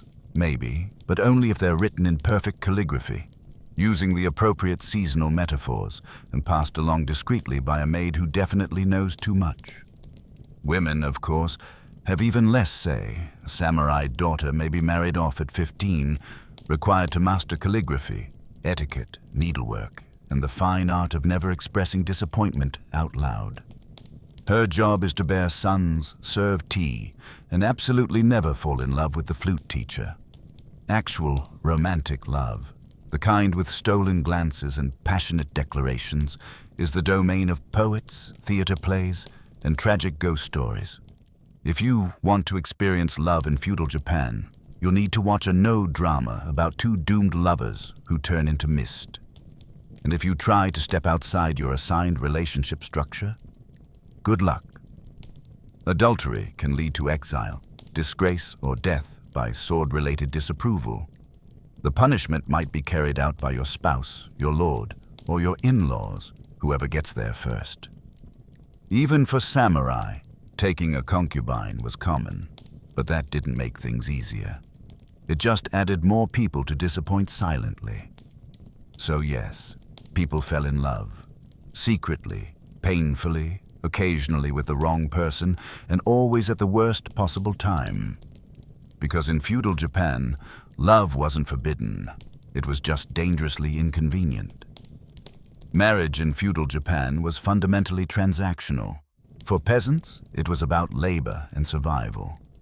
You needed a partner who could work the fields, bear children, and help maintain the household. Love might develop over time, but it wasn't the starting point. Marriages were arranged by families, often with input from village elders or matchmakers. The criteria were practical: health, work ethic, family reputation, and whether the match would strengthen social bonds within the community. Wedding ceremonies for peasants were simple. There might be a small gathering, some sake shared between families, and a recognition that two people were now a working unit. No elaborate rituals, no expensive celebrations, just an acknowledgement that the social structure had shifted slightly to accommodate a new household. For samurai families, marriage was political strategy. When two families allied through marriage, they were merging resources, creating obligations, and establishing power networks. The bride and groom were chess pieces in a larger game. Negotiations could take months. Go-betweens shuttled between families, discussing dowries, inheritance rights, living arrangements, and what each family would contribute. The couple themselves often met only briefly before the wedding, if at all. The wedding ceremony, called a sansankudo, involved the bride and groom exchanging sake cups and taking 3 sips from 3 different cups, a ritual that symbolized the bonding of two families. The bride wore a white kimono, white being the color of purity and also death, symbolizing her death to her birth family and rebirth into her husband's family. After marriage, the wife moved into her husband's household. This wasn't just a change of address, it was a complete transfer of loyalty. She was now part of his family, subject to his parents, especially her mother-in-law, and expected to serve them as much as her husband. The relationship between a wife and her mother-in-law was notoriously difficult. The mother-in-law held a power over the household and often treated the new bride as an intruder or servant. Stories of cruel mothers-in-law tormenting young wives are common in Japanese literature and folklore. A wife's primary duty was producing heirs, specifically male heirs. A woman who couldn't produce children, or who only produced daughters, was seen as failing in her essential purpose. She might be divorced, or her husband might take a concubine to produce the needed sons. Divorce was possible, but carried heavy stigma, especially for women. A husband could divorce his wife relatively easily. He simply sent her back to her family with a letter of divorce. The reasons could be anything from infertility to disagreeable behavior to simply not liking her. A wife divorcing her husband was nearly impossible. There were only a few Buddhist temples called kakekomidera, or refuge temples, where women could flee and petition for divorce. If the temple accepted her case and she stayed for 3 years, she could obtain a divorce. But this was rare, and returning to your family after a failed marriage brought shame on everyone. Romantic love, when it occurred, was usually outside marriage. The pleasure quarters, licensed districts where courtesans and geisha entertained, were spaces where men sought aesthetic and emotional fulfillment they couldn't find at home. Geisha were not prostitutes, though courtesans were. Geisha were highly trained entertainers, skilled in music, dance, conversation, and creating an atmosphere of beauty and refinement. A relationship with a geisha could be deeply emotional, but it was also understood to be temporary and transactional. For samurai, visiting the pleasure quarters was socially acceptable, even expected. It was a space apart from the rigid formality of daily life, where men could relax, appreciate art, and engage in relationships that felt more personal than their arranged marriages. But this freedom was gendered. Women who sought romance outside marriage faced catastrophic consequences. Adultery by a wife was grounds for execution. The punishment might be carried out by her husband, who had the legal right to kill both his wife and her lover if he caught them together. Even suspicion of adultery could ruin a woman. Gossip alone could lead to divorce, exile, or worse. The double standard was absolute. Men's extramarital relationships were tolerated or ignored, while women's were capital crimes. Despite these constraints, love stories did emerge, and they were tragic. The most famous love stories in Japanese literature and theater are about impossible love. Lovers from different classes, married people falling for each other, or relationships forbidden by family. The classic pattern was shinju, double suicide. When love was impossible within the social structure, couples would commit suicide together, believing they would be reunited in the afterlife. These stories were popularized in bunraku puppet theater and kabuki plays, becoming cultural touchstones. The playwright Chikamatsu Monzaemon wrote several famous shinju plays, including The Love Suicides at Sonezaki. These plays presented love as something pure and beautiful, but utterly incompatible with social duty. The lover's only escape was death. These stories were so popular they inspired real-life imitations. Waves of double suicides followed famous productions, alarming authorities enough that some plays were banned. The message was clear. Romantic love was powerful, but it destroyed everything it touched. For women, marriage meant losing almost all personal autonomy. Your time wasn't your own. Your body wasn't your own. You existed to serve your husband, produce children, and maintain the household. Any desires, ambitions, or feelings that conflicted with these duties had to be suppressed. Education for women focused on preparing them for this role. You learned sewing, cooking, household management, and obedience. The 3 obediences were drilled into girls. Obey your father before marriage, obey your husband after marriage, obey your sons in widowhood. Women who resisted this system faced brutal consequences. A disobedient wife might be beaten, starved, or locked away. In extreme cases, she might be killed. And because she had moved into her husband's household, her own family might not even know, or might not be able to help if they did. Yet some women carved out spaces of influence. A clever wife could guide her husband's decisions through subtle suggestion. A mother gained authority over her grown sons. A widow might manage family estates if there were no adult male heirs. Women in merchant families sometimes wielded considerable power. They managed finances, negotiated business deals, and kept the household running while their husbands traveled. In these contexts, practical ability mattered more than strict adherence to gender ideals. But these were exceptions. For most women, marriage was a cage, sometimes comfortable, often not, but always confining. Physical intimacy in marriage was rarely discussed, but widely understood to be a duty rather than a pleasure. Sex was for producing children. Manuals existed that discussed technique, but they were clinical, focused on conception rather than mutual enjoyment. A wife who showed too much enthusiasm for sex might be considered improper. The ideal was passive acceptance, fulfilling her duty without excessive emotion. Meanwhile, husbands who sought passion went to the pleasure quarters. Contraception and abortion existed but were limited and dangerous. Various herbs and practices were believed to prevent pregnancy, though their effectiveness varied. Abortion was practiced, usually using herbal concoctions or physical trauma, and it was risky. Infection and death were common outcomes. Infanticide, particularly of girls during famines, was a grim reality. Families desperate to survive might smother newborns they couldn't feed. This practice, called mabiki, literally thinning out like pruning plants, was a horror born of desperation.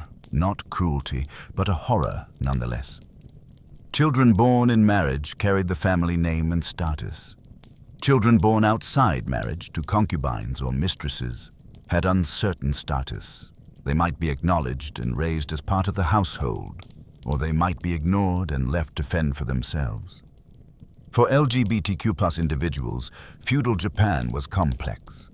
Male-male relationships, particularly between samurai and their apprentices or between Buddhist monks, were relatively accepted, even romanticized in some contexts. These relationships, called wakashudo or shudo, were structured as mentor-student bonds and seen as part of a young man's education.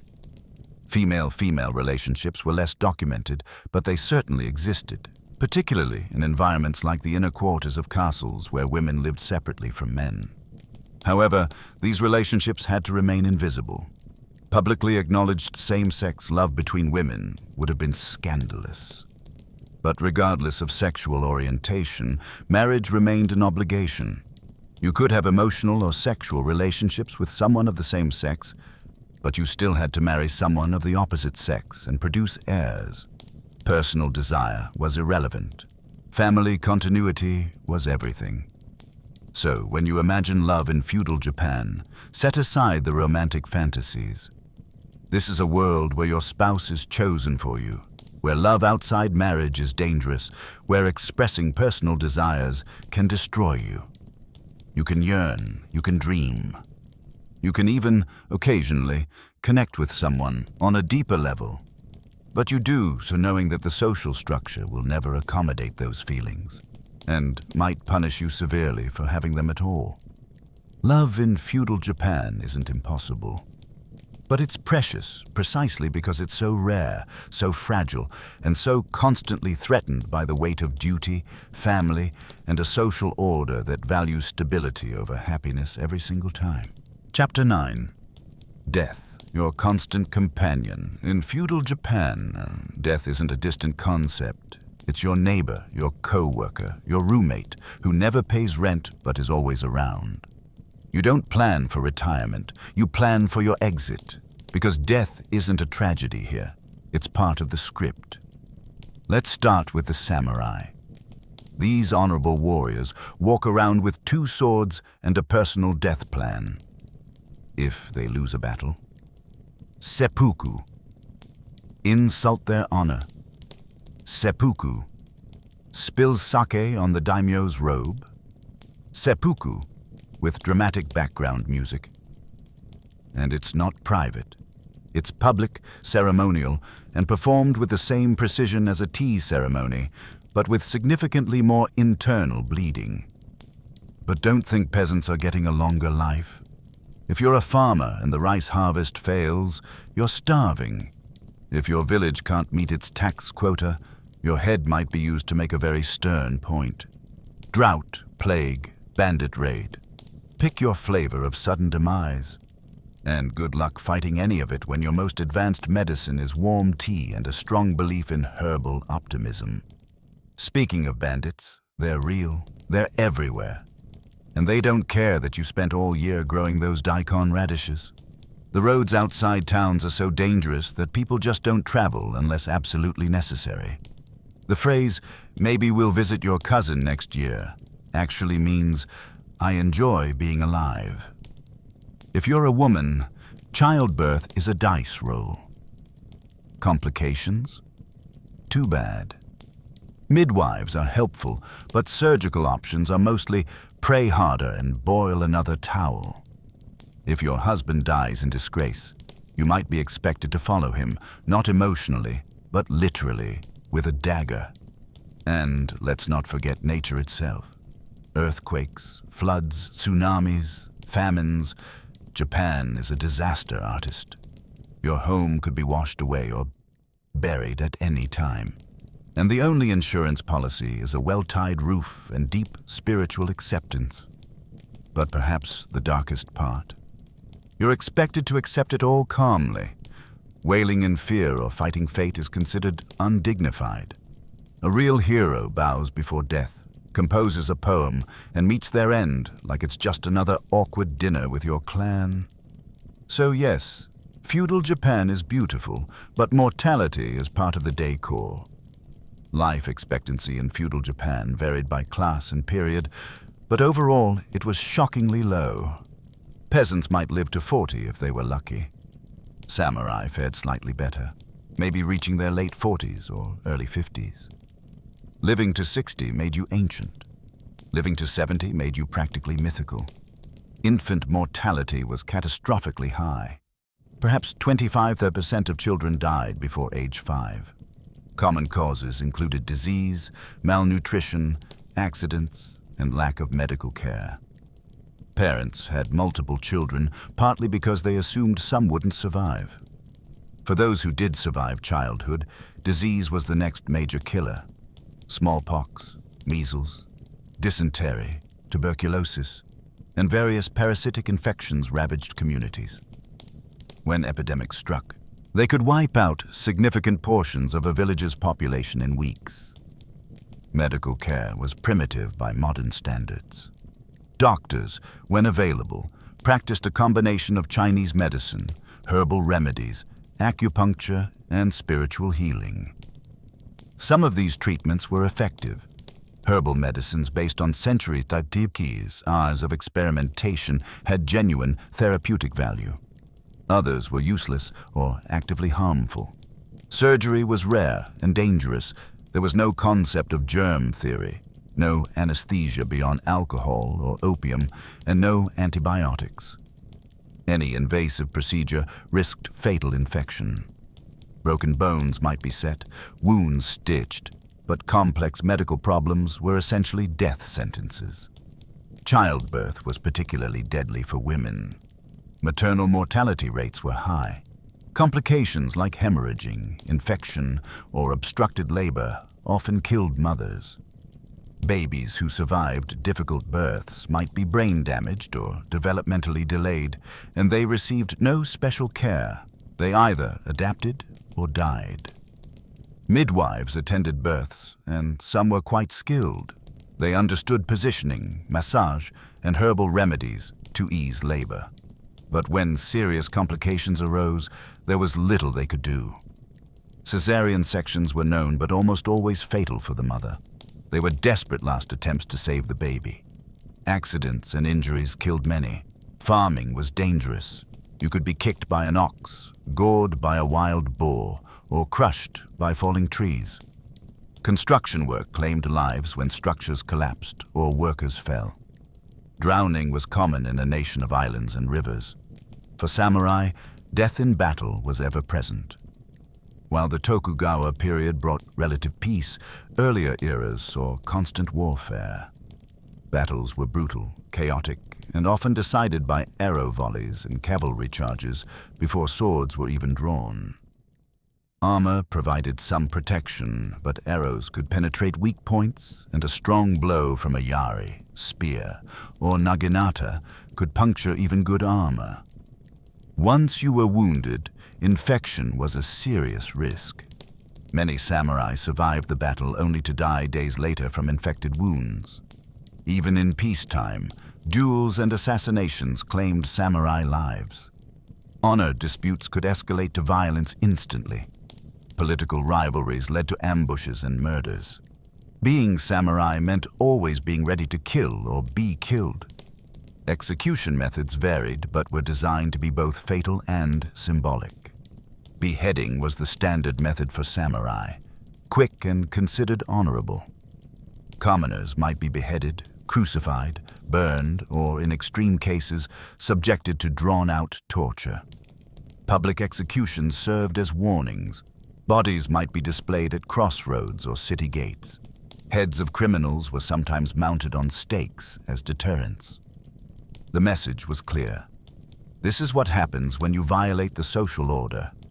For serious crimes, treason, plotting against a lord, mass murder, entire families might be executed. This practice, called death by association, or rense, eliminated potential revenge seekers and severed the criminal's bloodline entirely. Suicide wasn't just for disgraced samurai. Peasants facing insurmountable debt or shame might take their own lives. Women, unable to bear the weight of their circumstances, might choose death. These weren't ritual suicides with witnesses. They were quiet, desperate endings. Starvation was a recurring killer, especially during famines. When harvests failed, due to drought, flooding, or cold summers, food supplies collapsed. The poor starved first. Children, the elderly, and the weak died quickly. The stronger might survive on bark, grass, and desperate hope, but many didn't make it. During the worst famines, social order broke down. Starving people stole food, abandoned children they couldn't feed, and sometimes resorted to eating the dead. These were humanity's darkest hours, and they happened repeatedly throughout feudal Japanese history. Bandits and warfare brought violent death to civilians. Wandering bands of masterless samurai, ronin, desperate peasants, or organized criminals preyed on travelers in isolated villages. They stole food, money, and valuables, and killed anyone who resisted. During periods of civil war, armies ravaged the countryside. Soldiers seized food supplies, burned villages, and killed civilians. Women were assaulted. Men were conscripted or executed. Even if you survived the army's passage, your crops and home might be destroyed, leaving you to face starvation. Natural disasters were frequent and deadly. Japan sits on the Pacific Ring of Fire, making earthquakes common. Major quakes could collapse buildings, trigger landslides, and cause fires that consumed entire cities. The Great Meireki Fire of 1657 killed over 100,000 people in Edo, Tokyo. Tsunamis following undersea earthquakes drowned coastal communities. Typhoons brought destructive winds and flooding. Volcanic eruptions buried villages and poisoned farmland with ash.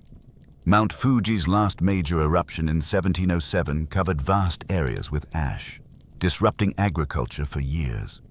These disasters weren't seen as random natural events. They were interpreted as divine displeasure, karmic consequences, or bad omens.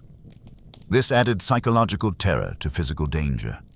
If the gods were angry, what could you do except pray and suffer?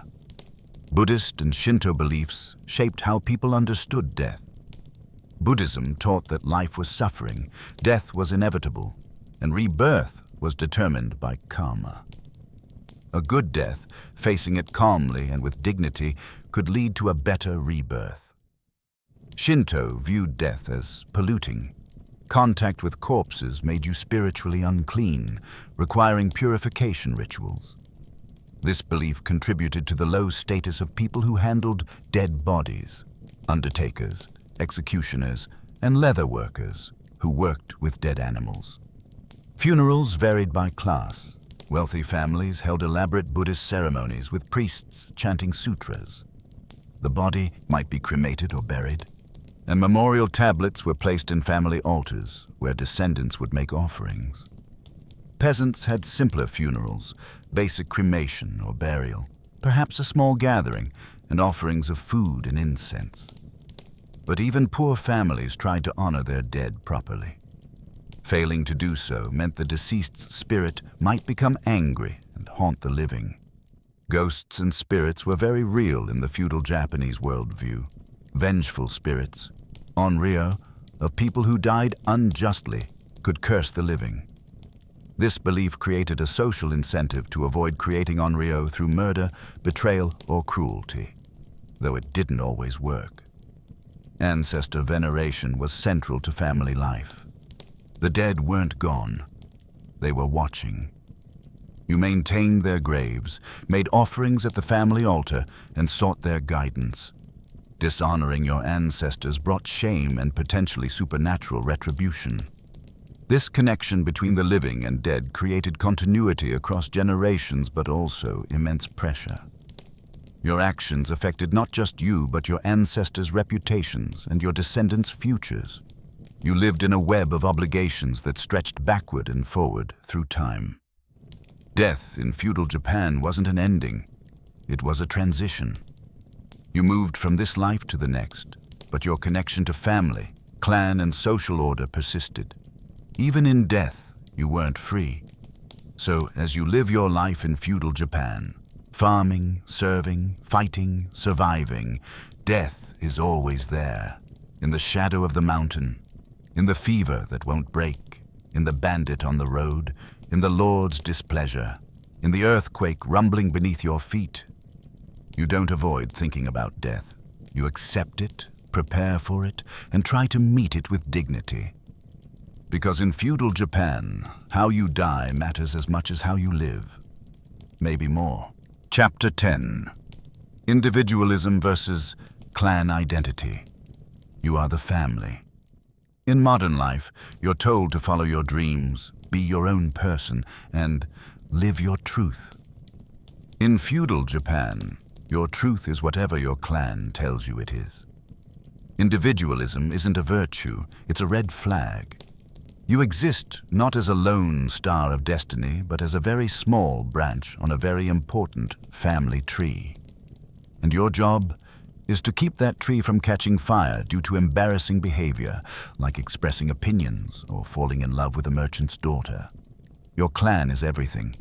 Your identity, your reputation, your future.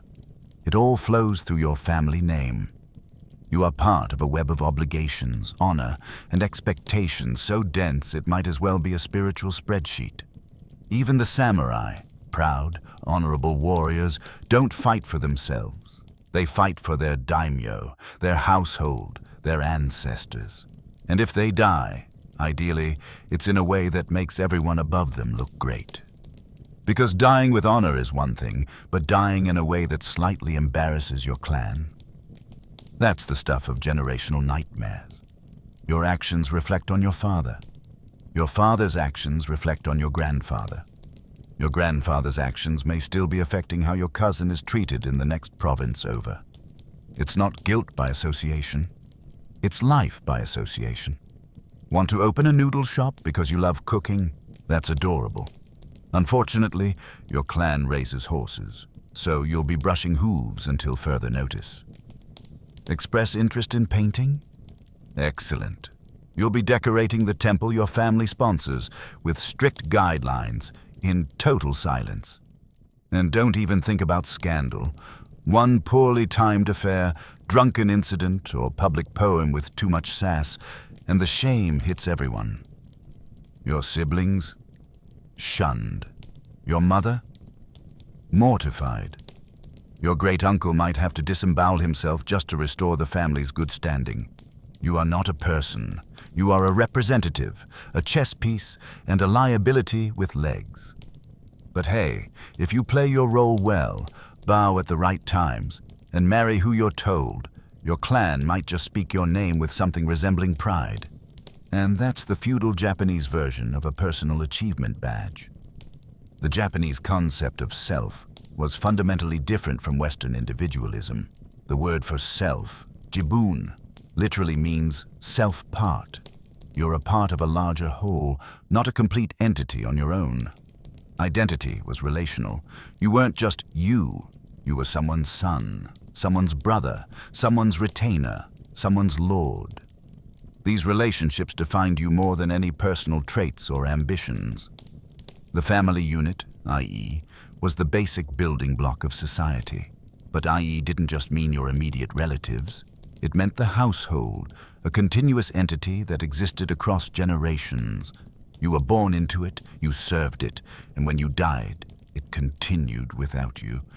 The i.e. had property, reputation, and social standing. Your job was to maintain and ideally enhance these.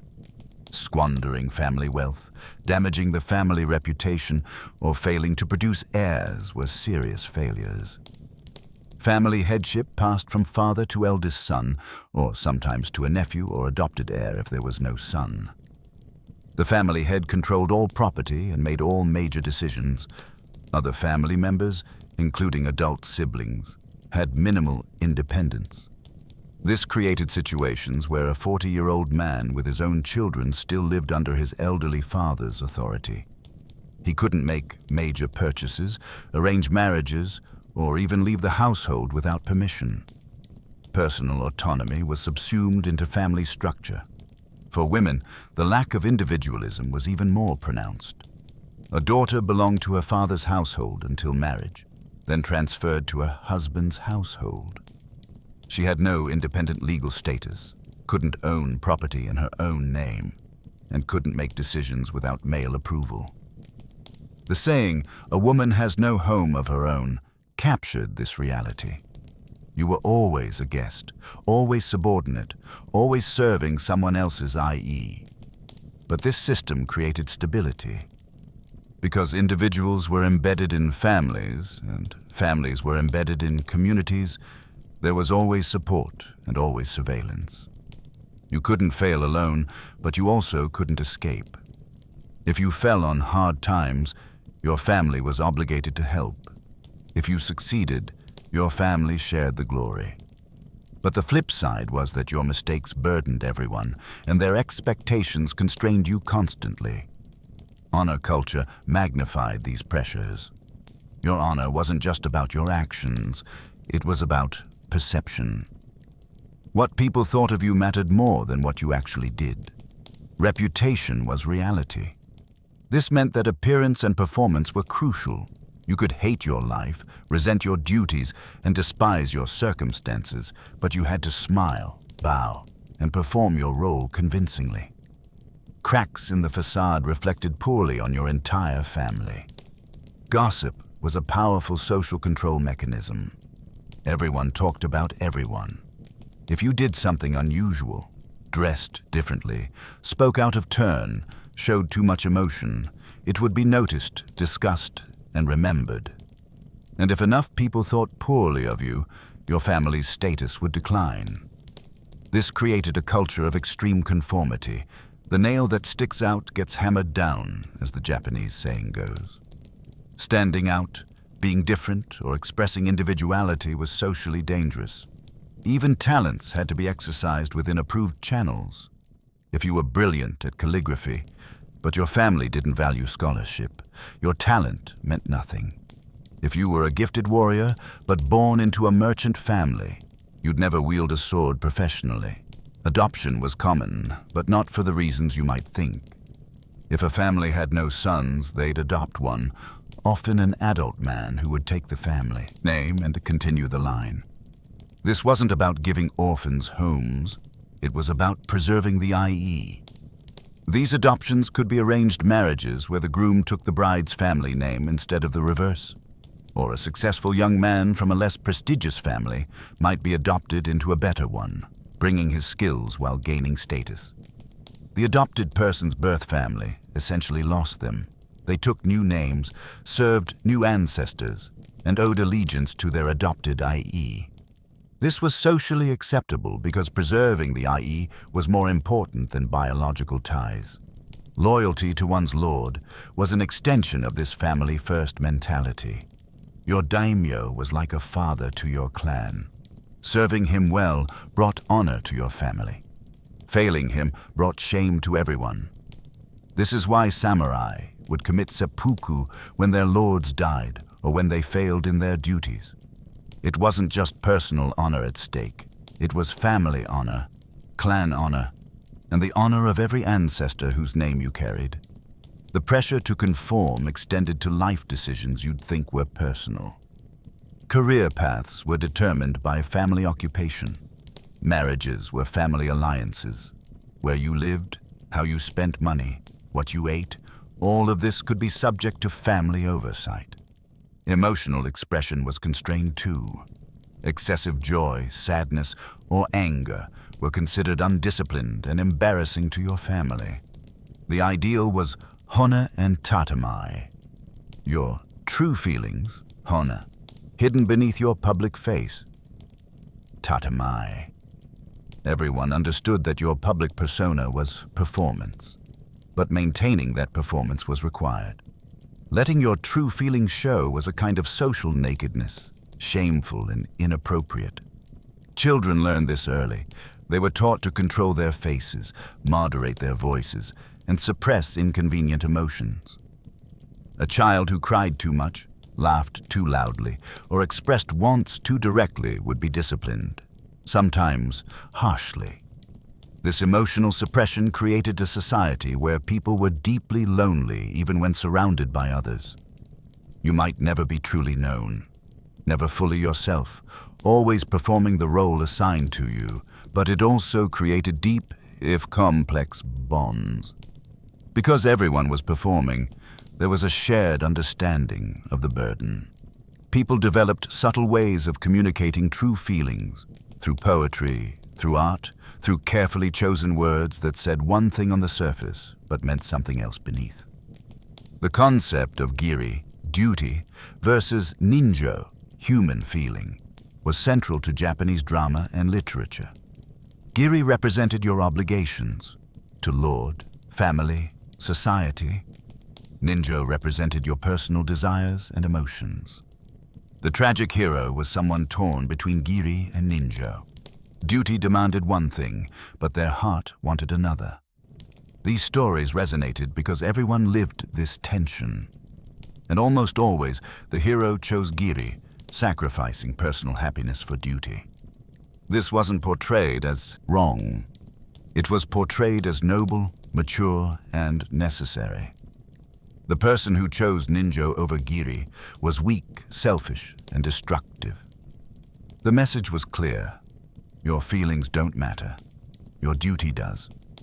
Modern people often romanticize this collective identity, seeing it as less lonely than individualism, but living it was suffocating. Imagine never being able to say, "I want," without thinking first about what your family needs, what society expects, what your ancestors would think. Imagine every decision filtered through a dozen obligations. Imagine being 50 years old and still unable to choose your own path because you're still just a branch of a tree that was planted centuries before you were born. That was reality in feudal Japan. You weren't an individual.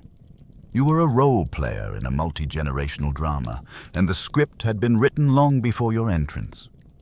Your job was to speak your lines, hit your marks, and exit gracefully when your time came. And if you ever wondered what your life could have been if you'd been free to choose, you learned not to wonder. Because that kind of thinking was dangerous, not just to you, but to everyone whose fate was tied to yours. Chapter 11. Nature and Environmental Disasters when the Earth attacks. Let's say you've survived the social hierarchy. the sword duels, the honor system, and the rice tax. Congratulations! Now try surviving the weather. Feudal Japan is a masterpiece of natural beauty. Snow-capped mountains, serene forests, blooming cherry blossoms, and an absolute nightmare of environmental chaos. The scenery is gorgeous. The climate wants you dead. Start with typhoons. Massive storms that arrive like angry gods, bringing rain, wind, and the structural integrity of a rice paper wall. Roofs fly off, roads vanish. The rice you spent all season planting, floating gently downstream. Then there are earthquakes, sudden, violent, and completely unpredictable. There's no warning siren, no alert system, just a faint rumble, a brief moment of existential confusion, and then your house is sideways. If you survive the shaking, you still have to worry about fires, because everything is made of wood, including your bad decisions. Flooding is common. Too much rain and the rivers swell. Your village becomes a muddy soup bowl. Your crops drown. Your animals wander off. Your landlord still wants taxes, of course, now with interest. Droughts are just as cruel. Weeks of punishing sun and no rain leave the land cracked and the rice fields dry as a monk's humor. You pray to the gods. You do rituals. You start eyeing the neighbor's well with deep suspicion. And then there's winter.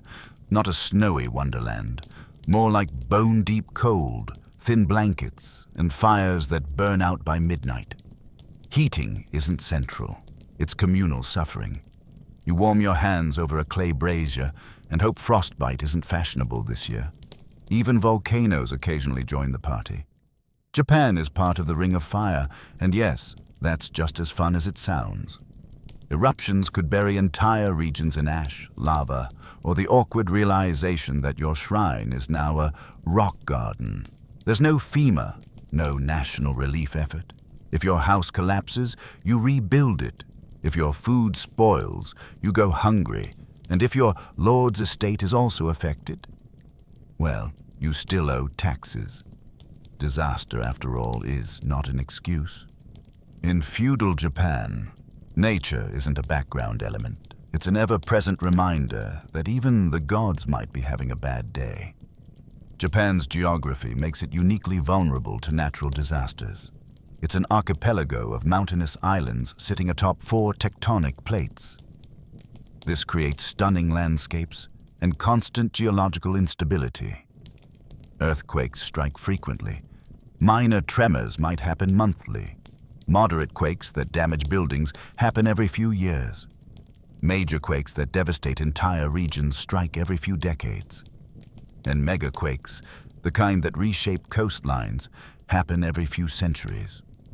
The Great Ansei earthquake of 1855 killed over 10,000 people in Edo alone. Buildings collapsed, fires erupted, and the city was thrown into chaos. Aftershocks continued for months, creating constant fear and instability. But the real terror came from tsunamis. When an undersea earthquake struck, massive waves would race toward shore. Coastal villages had minutes, sometimes seconds, of warning. The ocean would recede unnaturally, and then the wave would strike, carrying boats, buildings, and people inland. The waves could be 10, 20, even 30 meters high. Nothing built by human hands could withstand that force. Entire communities were erased in minutes. Survivors faced the grim task of identifying the dead and rebuilding from nothing. Typhoons hit Japan regularly during the summer and autumn. These tropical cyclones brought hurricane-force winds and torrential rain. Homes with thatched roofs and paper walls stood no chance. The wind tore through villages, scattering possessions and leaving families homeless. The rain caused flooding that could drown rice fields, wash away roads, and contaminate water supplies. After a major typhoon, food shortages and disease outbreaks followed. Communities might take years to fully recover. Volcanic eruptions added another layer of danger. Mount Fuji erupted several times during the medieval period, with the last major eruption in 1707. Ash fell across the Kanto plain, covering fields, collapsing roofs, and making the air dangerous to breathe. Volcanic ash isn't like snow. You can't just brush it off. It's abrasive, heavy, and when wet, it becomes like cement. Crops smothered under ash died. Animals that ate contaminated vegetation sickened. The ash disrupted farming for years.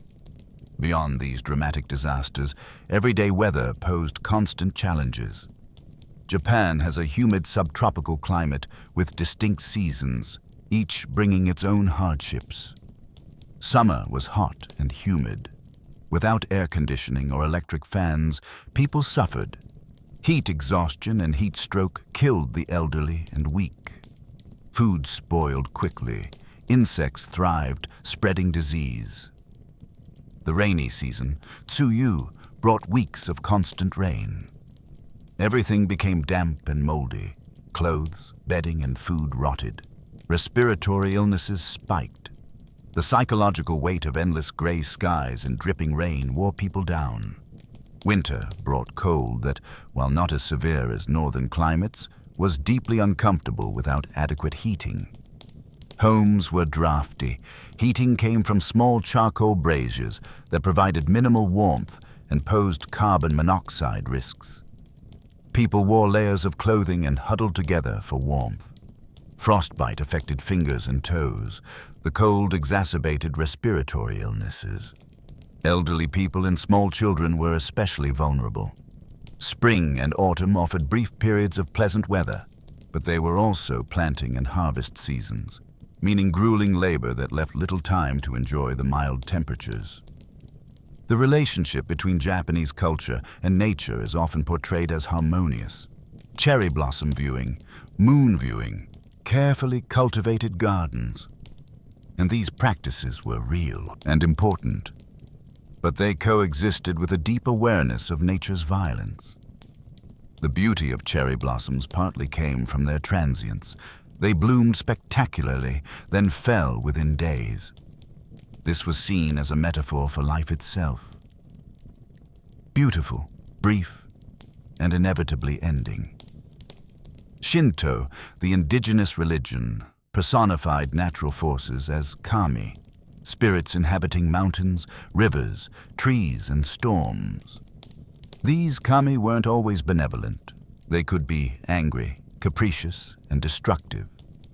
Rituals and offerings sought to appease them, but there was no guarantee of safety. Buddhism taught acceptance of suffering and impermanence. Disasters were seen as manifestations of karma, tests of faith, or simply the nature of samsara, the cycle of birth, death, and rebirth characterized by dukkha, suffering. This philosophical framing helped people cope psychologically. If disaster struck, you could interpret it as karmic consequence, as divine will, or as the inevitable suffering inherent in existence. This didn't make the disaster less painful, but it provided a framework for understanding it. Communities developed practical adaptations.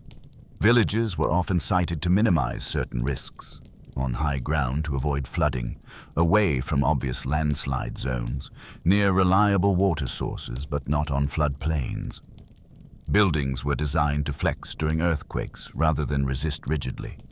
Wooden construction with joinery, not nails, allowed structures to sway without collapsing. Of course, this meant they could still be destroyed or by severe quakes or fires, but they fared better than brick buildings might have. Fire prevention was a constant concern. Because wooden buildings packed closely together, urban fires could spread catastrophically. Cities had fire brigades, strict regulations about cooking fires, and fire breaks, wide streets designed to stop fires from spreading. Despite these measures, major urban fires occurred regularly. The Great Fire of Meireki in 1657 burned for 3 days, destroying most of Edo and killing over 100,000 people. The fire started at a temple and spread rapidly through the densely packed wooden city. Recovery from disasters was communal. Neighbors helped neighbors rebuild. Wealthier families contributed to relief efforts. Lords sometimes provided tax relief or distributed emergency rice supplies, though this wasn't guaranteed and often came too late. But recovery was slow and incomplete. A family that lost everything in a fire or flood might never fully recover. They'd fall into poverty, accumulate debt, and struggle for generations. The resilience often celebrated in Japanese culture came at enormous personal cost. Environmental disasters also had political consequences. Major famines or catastrophes were interpreted as signs that the ruler had lost the mandate of heaven, borrowed from Chinese political philosophy. This could trigger rebellions, political crises, or changes in leadership. The 10 May famine, 1782-1788, killed hundreds of thousands and sparked riots across Japan. Starving peasants attacked rice merchants and stormed government offices, demanding relief. The shogunate's perceived failure to respond adequately damaged its legitimacy. Climate variations caused agricultural crises. A cold summer meant rice didn't ripen. Too much rain caused rot. Too little meant drought. The margin for error was razor thin, and bad luck could trigger famine. During famines, the social order showed its cruelty. The wealthy ate, the poor starved. Rice merchants hoarded supplies and raised prices, profiting from desperation. Government officials seized food for soldiers and samurai, leaving nothing for peasants. Stories from famine years are horrifying. Parents choosing which children to feed. Villages where everyone had died, leaving only empty houses. People eating grass, bark, and clay in desperate attempts to fill their stomachs. Bodies lying unburied because no one had the strength to bury them. And through all this, taxes were still demanded. Even if the harvest failed, the lord still wanted his share. Peasants had to choose between paying taxes and feeding their families, and either choice could be fatal. So when you imagine feudal Japan, don't just picture Zen gardens and cherry blossoms. Picture the earthquake that destroys your home, the tsunami that drowns your family, the typhoon that wipes out your crops, the drought that leaves your fields cracked and barren, the winter cold that seeps into your bones as your small fire gutters out. Picture surviving all of society's rules, only to be crushed by nature's indifference. Because in feudal Japan, humans weren't the only threat. The earth itself was constantly trying to kill you. Chapter 12. Power hierarchy. Everyone above, everyone below. In feudal Japan, power flows downhill, and so do responsibilities, expectations, and blame. You think you're important? Think again. There is always someone above you. Let's say you're a peasant. Your life is governed by the village headman, who answers to the local samurai, who answers to the daimyo, who answers to the shogun, who maybe, possibly, whispers to the emperor, who doesn't rule so much as haunt the capital in expensive robes. Even the samurai, fierce, sword-carrying enforcers of justice, aren't at the top. They spend their lives serving a lord, waiting for orders, and occasionally fighting in battles they didn't start over, land they don't own for glory they'll never personally receive. In theory, they're honored. In reality, they're very well-dressed middle management with a katana. The daimyo, those powerful lords who control provinces and armies, might seem untouchable until the shogun decides they're getting too bold. Then suddenly their castles are being inspected, their letters intercepted, and their heads very gently removed from their political ambitions. Even the shogun, the military dictator, the most powerful man in Japan, has to keep his eye on the court, the clans, the economy, and at least 4 cousins trying to poison his tea. He rules, yes, but he doesn't sleep well. Meanwhile, the emperor technically outranks everyone but has no actual power. He's like a sacred relic you can't touch but also can't ignore. He blesses rituals, names eras, and occasionally writes poetry. He's also probably broke. This hierarchy isn't flexible. You don't climb it, you are placed, and you stay put. like an overly obedient bonsai tree. Ambition isn't admired, it's feared. The higher you rise, the closer you get to a sword in your back. Respect is demanded upward, and authority is enforced downward. Orders are obeyed, not discussed. Disagreements are dangerous, and any hint that you think you're above your station, that's not ambition. That's a death wish in formal attire. So wherever you are, peasant, merchant, samurai, or lord, someone above you controls your fate, and someone below you is hoping you trip. The feudal system in Japan, particularly during the Tokugawa period, was meticulously structured. At the very top sat the emperor in Kyoto, divine, untouchable, and politically neutered. The emperor performed religious and ceremonial functions but made no actual policy decisions. Real power rested with the shogun in Edo, modern Tokyo. The shogun was the military dictator who controlled the bakufu, the military government. He commanded all armies, made laws, controlled foreign policy, and held life and death authority over everyone below him. The shogunate's power was maintained through a clever system of checks on the daimyo. The Sankin Kotai system required daimyo to spend alternating years in Edo, attending the shogun's court. When they returned to their domains, their wives and heirs remained in Edo, essentially hostages enshrining the daimyo's loyalty. This system was expensive for the daimyo, requiring them to maintain 2 households and fund elaborate processions back and forth to Edo. It drained their finances, making them less able to fund rebellions. It also kept them occupied with logistics and protocol rather than plotting. The daimyo themselves were ranked. The shinpan were related to the Tokugawa family, cousins, uncles, and other relatives. They held strategic domains and were considered most trustworthy. The Feudai were hereditary vassals whose families had served the Tokugawa since before they seized power. They held important positions in the Bakufu administration. The Tozama were outside lords, powerful daimyo who had submitted to Tokugawa rule but weren't originally allied with them. They were kept at arm's length, given distant domains, and watched carefully. Despite or because of their distance from central power, Tozama domains eventually led the movement that would overthrow the shogunate in 1868. Below the daimyo were the samurai, the shi class. But samurai weren't all equal. There were elaborate rankings. High-ranking samurai served directly at the lord's castle, handling administration and commanding troops. Middle-ranking samurai held local positions. Low-ranking samurai were essentially paid soldiers with barely enough income to maintain their status.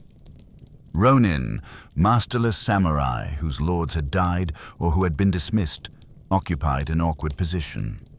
Technically still samurai, they had no income, no position, and no lord to serve. Many became mercenaries, bandits, or tragically, just poor. The samurai's relationship with their lord was formalized through oaths and ceremonies. When a samurai came of age, he would swear loyalty to his lord, often writing pledges in blood or committing to follow the lord into death if necessary. This loyalty was tested regularly. Lords might issue unreasonable orders to see if they'd be obeyed. Samurai who hesitated or questioned orders were marked as potentially disloyal. Those who followed orders without question, even cruel or senseless orders, were praised for their devotion. Below the samurai were the commoners, divided into farmers, artisans, and merchants. But even within these groups, hierarchies existed. Wealthy farmers who owned land had more status than tenant farmers. Master craftsmen outranked apprentices. Successful merchants had influence despite their low official status. Village headmen, chosen from wealthier peasant families, wielded considerable local power. They collected taxes, settled disputes, and represented villagers to samurai authorities. They walked a tightrope. Too harsh and villagers would resent them. Too lenient and samurai would punish them. Merchants, though ranked lowest, often had practical power through their control of commerce and credit. By the late Edo period, many samurai were deeply in debt to merchants. This created a paradox.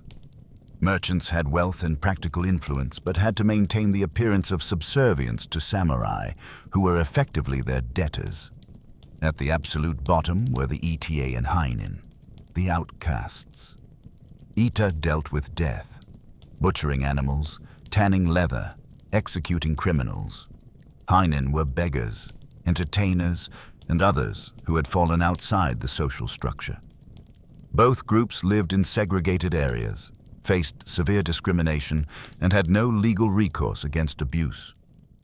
This hierarchy created a society where everyone had someone to bow to and someone to lord over, except those at the very top and bottom.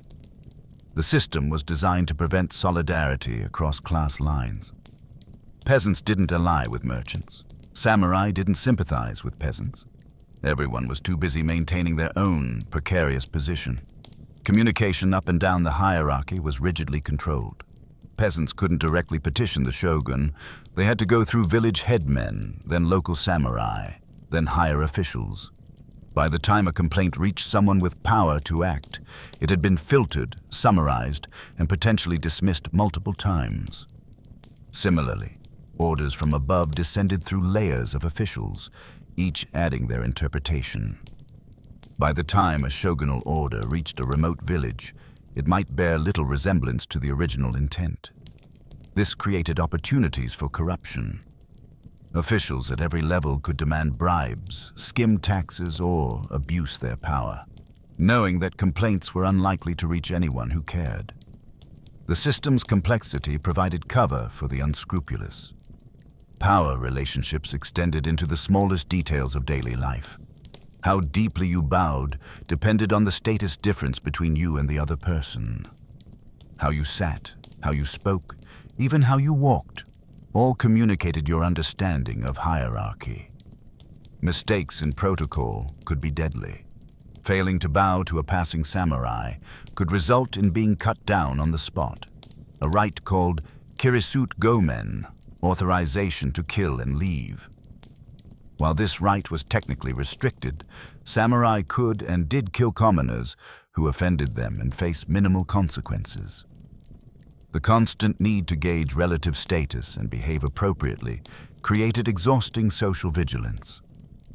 You had to instantly assess every person you encountered, their clothing, posture, and accompanying retainers to determine how to interact. A miscalculation could be fatal. This hierarchy also shaped psychology. People internalized their place. Most peasants didn't dream of becoming samurai.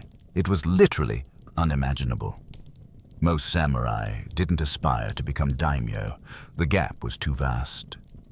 You dreamed, if you dreamed at all, of small improvements, a slightly better harvest, a son who brought honor, a death that wasn't shameful. The system's stability came from this internalization. People policed themselves, enforcing hierarchy without needing constant external intervention. The structures became mental as much as physical, cages of thought as much as law. But this stability bred resentment. Peasant uprisings, though eventually suppressed, revealed that acceptance had limits. When conditions became intolerable, even the most rigidly hierarchical society could explode into violence.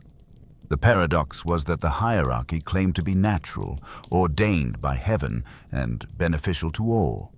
Yet it required constant enforcement through law, violence, and propaganda. If it were truly natural, why did it need such elaborate systems to maintain it? This question would eventually contribute to the system's collapse. When Western ideas of equality and democracy reached Japan in the mid-19th century, they found fertile ground among those who'd internalized the hierarchy's injustice even while outwardly conforming to it. But during the height of feudal power, questioning the hierarchy was as unthinkable as questioning gravity. It simply was. And you lived within it, above some, below others, trapped in a web of obligations that defined every moment of your existence. Chapter 13. Education and learning. Knowledge as a privilege. In feudal Japan, what you learn, and whether you learn anything at all, depends entirely on where you sit on the social ladder. Spoiler, if you're near the bottom, the ladder is mostly invisible and occasionally on fire. Let's start at the top. Samurai children. They're the lucky ones. From a young age, they're trained in reading, writing, swordsmanship, etiquette, poetry, archery, horseback riding, and the ancient art of looking unimpressed at all times. A samurai boy learns how to compose a death poem by 14. You are just figuring out cursive. Their education is rigorous, but with a clear purpose: to serve, protect, and not embarrass the clan. They study Chinese classics, bushido principles, and how to bow so precisely that the gods take notes. Then there are merchant and artisan families. They get some education, usually math, record-keeping, maybe a bit of reading, but only what's necessary for business. You're not reading Confucius. You're learning how to calculate the cost of pickled turnips in bulk. Practical? Yes. Glorious? Not really. Peasant children. Education looks like this. This is a hoe. This is rice. Now start working before the sun beats us to it. Your parents teach you how to farm, how to survive, and how to politely not die in front of the tax collector. Literacy is rare. Schooling is a luxury. The only scroll you'll read is the one nailed to a tree explaining why your taxes just went up again. And girls? Unless you're from a high-ranking family, you don't get much formal education at all. You're trained in domestic skills, sewing, etiquette, tea ceremonies, and how to maintain silence while maintaining a household. If you're really fortunate, you might learn calligraphy or poetry, as long as it doesn't distract you from folding laundry with spiritual precision. Education in feudal Japan isn't about personal growth. It's about fulfilling your role without asking questions. The idea of learning for fun would make most elders faint into their sake cups. So yes, knowledge is power, which is exactly why they kept it so tightly controlled. The education system in feudal Japan was deeply stratified, reflecting and reinforcing the class system. Samurai education began early and was comprehensive, preparing boys for their dual roles as warriors and administrators. Terrakoya, temple schools, taught reading, writing, and basic arithmetic. These schools were run by Buddhist monks or literate samurai, and were theoretically open to commoners who could afford them. In practice, attendance was limited to wealthier merchant and artisan families. Curriculum focused on practical literacy, reading contracts, writing letters, keeping accounts. Students learned using copybooks and repeated practice until they could write clearly and quickly. Mathematical education covered the soroban, abacus, and basic calculation needed for trade. For samurai, education went far beyond literacy. Young boys attended Han schools, domain schools run by their lord's government. Here they studied Confucian classics, history, poetry, and the principles of governance and ethics. These weren't progressive schools encouraging critical thinking. They taught orthodox Neo-Confucian philosophy emphasizing loyalty, hierarchy, duty, and self-discipline. Students memorized texts, analyzed commentaries, and learned to write in classical Chinese, the language of scholarship and administration. Physical education was equally important. Samurai boys trained in kenjutsu, swordsmanship, kyujutsu, archery, bajutsu, horsemanship, and sometimes jujutsu, unarmed combat. This training was rigorous, often painful, and continued throughout their lives. The goal was to create bunbu ryodo, the dual way of the brush and sword. A complete samurai was both cultured and martial, capable of composing poetry and slaying enemies with equal facility. Higher education for elite samurai might include study at private academies run by renowned scholars. These academies taught specialized subjects, military strategy, medicine, law, or particular philosophical schools. Attending such an academy brought prestige and valuable connections. For girls, education depended entirely on their family's status. Peasant girls learned domestic work and farming from their mothers.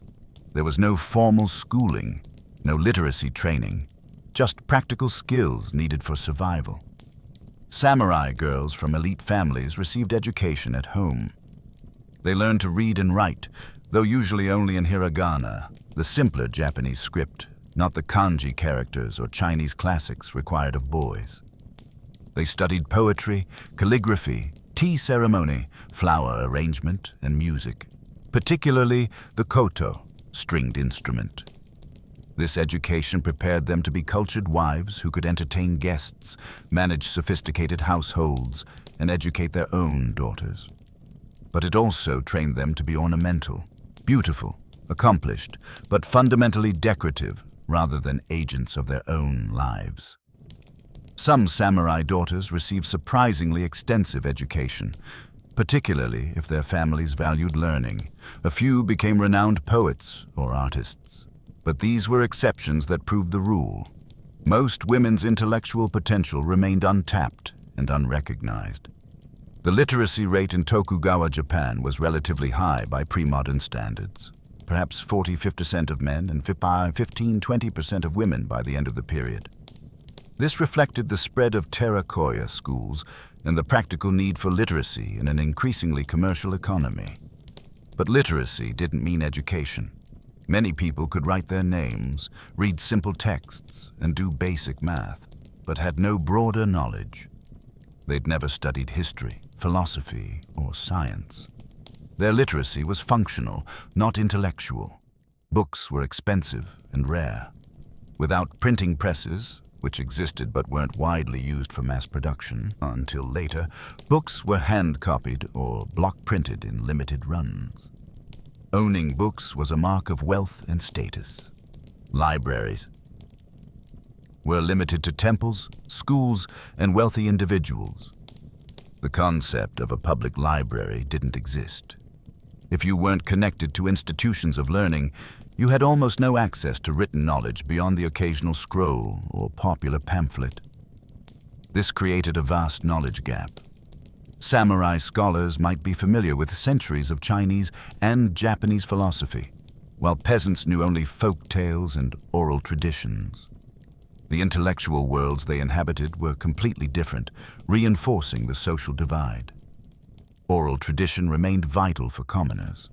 Folk tales, songs, proverbs, and stories passed from generation to generation preserved knowledge and values. These oral forms were often moralistic, teaching about hard work, honesty, and acceptance of one's lot. Religious education came through temples and shrines. Buddhist monks gave sermons and taught basic doctrines. Shinto priests conducted rituals and explained their significance.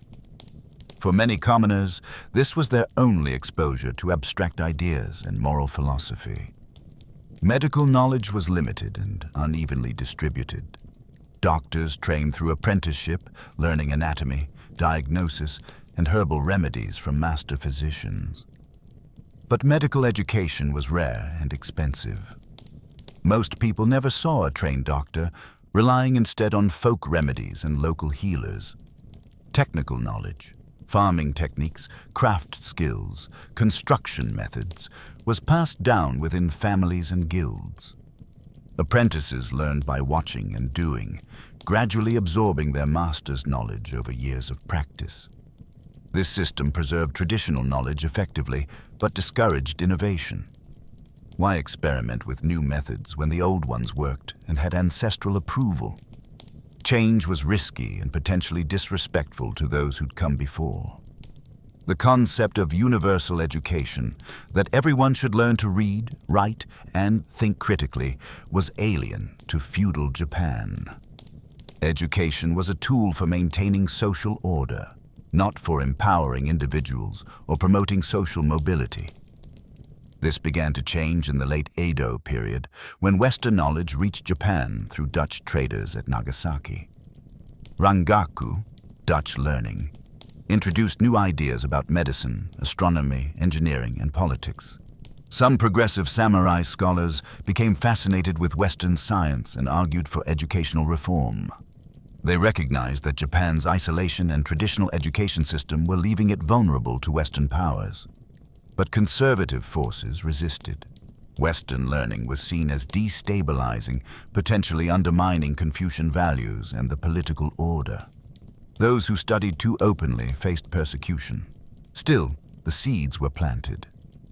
When Japan was forced to open to the West in the 1850s, there was already a group of educated samurai who understood that fundamental change was necessary.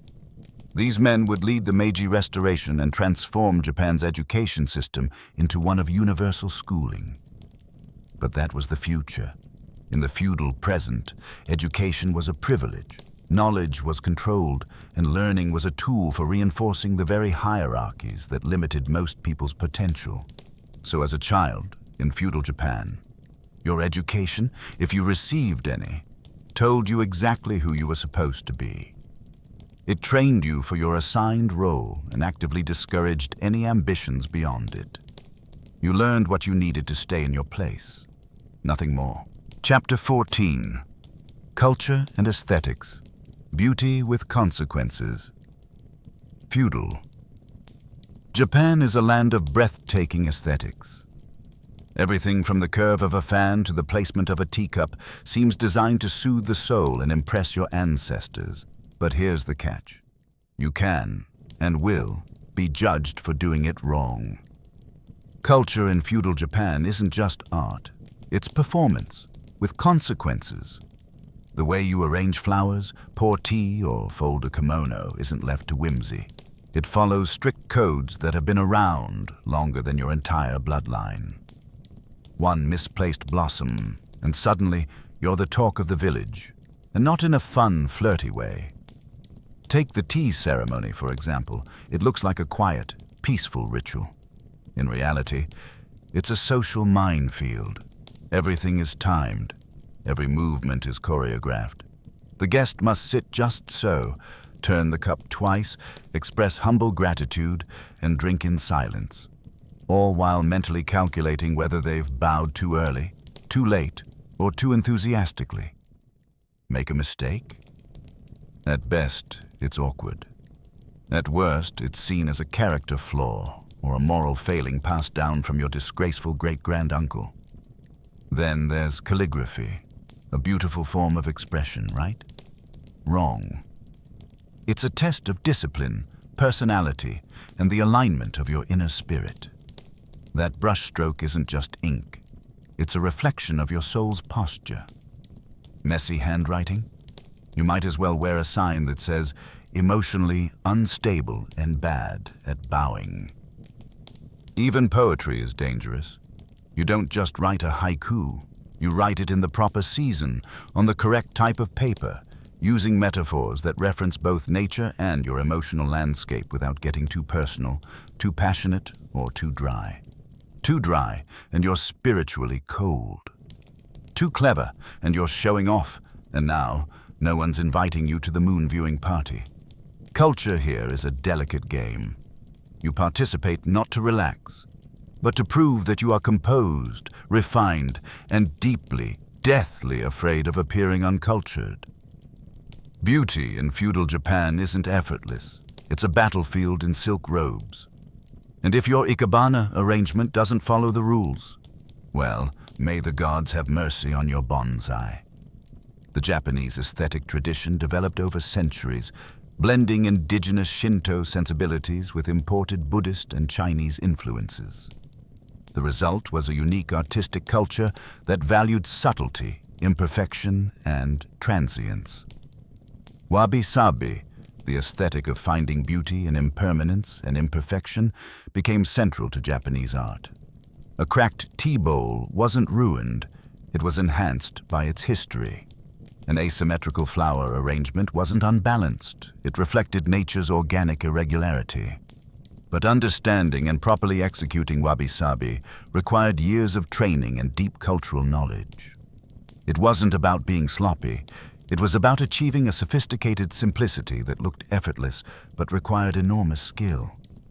The tea ceremony, or shanoyu, elevated drinking tea to a spiritual practice. Every movement was prescribed. How to enter the tea room, how to admire the hanging scroll, how to receive the tea bowl, how to rotate it before drinking. The ceremony created a temporary world apart, a space where social hierarchies theoretically dissolved and participants could appreciate beauty and silence together. But in practice, hierarchies remained. The host demonstrated their refinement and wealth through the quality of their tea utensils. Guests demonstrated their sophistication through proper etiquette. Failing at tea ceremony etiquette marked you as uncultured. And while wealthy merchants could learn the movements, they often couldn't internalize the aesthetic sensibility that samurai children absorbed from birth. This cultural knowledge became another way to distinguish true aristocrats from wealthy upstarts. Calligraphy, or shodo, was considered a direct expression of character. Your brushwork revealed your discipline, emotional state, and spiritual development. Teachers could tell whether you were distracted, anxious, or at peace just by looking at your strokes. Students spent years practicing basic strokes before being allowed to attempt complete characters. The pressure was immense. Every piece of calligraphy you produced was essentially a character reference that others would judge you by. Poetry, particularly haiku and waka, classical Japanese poetry, was expected knowledge for educated people.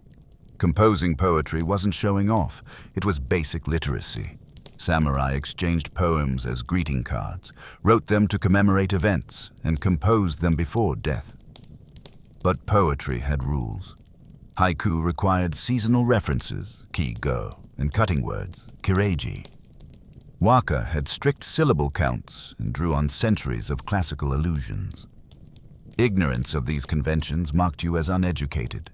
More than technical knowledge, good poetry required refined sensitivity, the ability to perceive and articulate subtle emotional or aesthetic experiences. This sensitivity, called miyabi in classical Japanese culture, was considered a mark of true nobility. Ikebana, flower arrangement, was another discipline with strict rules. Different schools taught different styles, but all emphasized careful selection of materials. Attention to line and form, and symbolic meaning. You couldn't just stick flowers in a vase and call it art. Each element of an arrangement had meaning. The choice of flowers, their colors, the vessel they were placed in, even the angle of each stem, all of this communicated messages about the season, the occasion, and the arranger's aesthetic philosophy. Garden design reached extraordinary sophistication. Rock gardens, or karasansue, used carefully raked gravel and strategically placed stones to evoke landscapes. Stroll gardens led visitors through carefully orchestrated sequences of views, each designed to evoke specific emotional responses. These weren't relaxation spaces, they were artistic statements and philosophical expressions. Creating and maintaining such gardens required deep knowledge of aesthetics, symbolism, and horticultural techniques. No theater, with its slow, stylized movement and enigmatic masks, was the highest form of dramatic art. No performances were long, subtle, and often incomprehensible to uninitiated viewers. But attending No and demonstrating understanding was expected of cultured samurai. The actors, musicians, and craftsmen who created No were professionals from hereditary families. Knowledge and techniques passed from father to son over generations. Outsiders couldn't simply learn No, you had to be born into it. Kabuki theater, which emerged later and was more accessible, was considered lower-class entertainment. It was flashier, more emotional, and popular with merchants and commoners. Elite samurai might attend, but would never admit to enjoying it too much. Architecture embodied aesthetic principles. The most celebrated buildings, temples, castles, and elite residences balanced functionality with beauty. Details like tile patterns, wood grain, and the play of light through shoji screens were carefully considered. Even humble structures reflected aesthetic awareness. The arrangement of a peasant cottage, the placement of the hearth, the materials used, all of this showed awareness of tradition and appropriateness, even if the results were simple. Clothing, as discussed earlier, was another aesthetic battlefield. The choice of colors, patterns, and fabrics communicated deep knowledge. Wearing seasonal patterns, cherry blossoms in summer, maple leaves in autumn, was required. Mixing patterns inappropriately was a grievous error. Women's kimonos became canvases for extraordinary artistry. Dyes were created from natural materials, indigo, safflower, purple gromwell. Patterns were created through tie-dyeing, stenciling, or hand-painting. The finest kimonos took months to create and cost fortunes. But displaying such wealth too openly was vulgar. The highest refinement was to wear subtle, understated beauty that only connoisseurs would recognize as extraordinary. This created an aesthetic arms race, how to demonstrate cultural sophistication without appearing to try. Food presentation, though simpler than modern kaiseki, already emphasized visual appeal. Dishes were arranged to complement each other in color, texture, and meaning. Seasonal ingredients weren't just preferred, they were required. Eating strawberries in winter would have been bizarre, even if they'd been available. The aesthetic appreciation extended to natural phenomena. Moon viewing parties, tsukimi, gathered friends to appreciate the full moon while composing poetry and drinking sake. Cherry blossom viewing, hanami, celebrated the brief blooming season. Maple leaf viewing, momijigari, marked autumn's arrival. These weren't mere parties. They were aesthetic and spiritual practices connecting participants to natural cycles and traditional culture. Attending and participating appropriately demonstrated your refinement and cultural membership. Behind all this beauty was enormous effort. Tea masters spent lifetimes perfecting their art. Calligraphers practiced daily for decades. Poets studied classical literature exhaustively. Gardeners worked year-round maintaining perfect landscapes. The appearance of effortless beauty was an illusion. It required constant discipline, vast knowledge, and often significant wealth. Common people could appreciate these arts from a distance, but participating fully was usually impossible. This created cultural exclusion. If you didn't know the rules, couldn't afford the materials, or lacked the education to appreciate subtle refinements, you were marked as an outsider, culturally, if not legally, inferior. So, when you admire the aesthetics of feudal Japan, the serene gardens, elegant calligraphy, refined tea ceremonies, remember, every brushstroke was judged, every flower arrangement critiqued, every poem analyzed for hidden flaws. Beauty wasn't freedom. It was another form of hierarchy, another way to sort people into worthy and unworthy, cultured and crude, insider and outsider. It was stunning, sophisticated, and utterly unforgiving to those who couldn't master its codes. Chapter 15. Conclusion. Why you wouldn't last. After all we've seen, the hierarchy, the hygiene, the honor, the endless rice, let's be honest, you wouldn't last a day in feudal Japan, not because you're weak, not because you're soft, but because this wasn't a society designed for survival. It was one designed for submission, precision, and quiet, relentless obedience. Every moment was a test of posture, of loyalty, of whether or not you bowed at precisely the correct depth while reciting a seasonal greeting in the right emotional tone. If you failed, there were consequences. Public shame at best, ritual death at worst. There were no days off, no just being yourself. You were born into a role, handed a script, and expected to perform it with deadly elegance for the rest of your life. Deviating wasn't seen as brave. It was seen as dangerous. The individual didn't matter. The clan did. The lord did. The land did. If you were a samurai, You carried the weight of centuries old of honor and the very real threat of having to recite poetry before slicing open your own abdomen. If you were a peasant, you worked the land from dawn until your spine became a question mark, hoping the weather didn't betray you or your lord didn't. If you were a woman, your life was a carefully managed exercise in grace, silence, and sacrifice. And if you were anyone else? Well, the system was designed to make sure you stayed exactly where you were.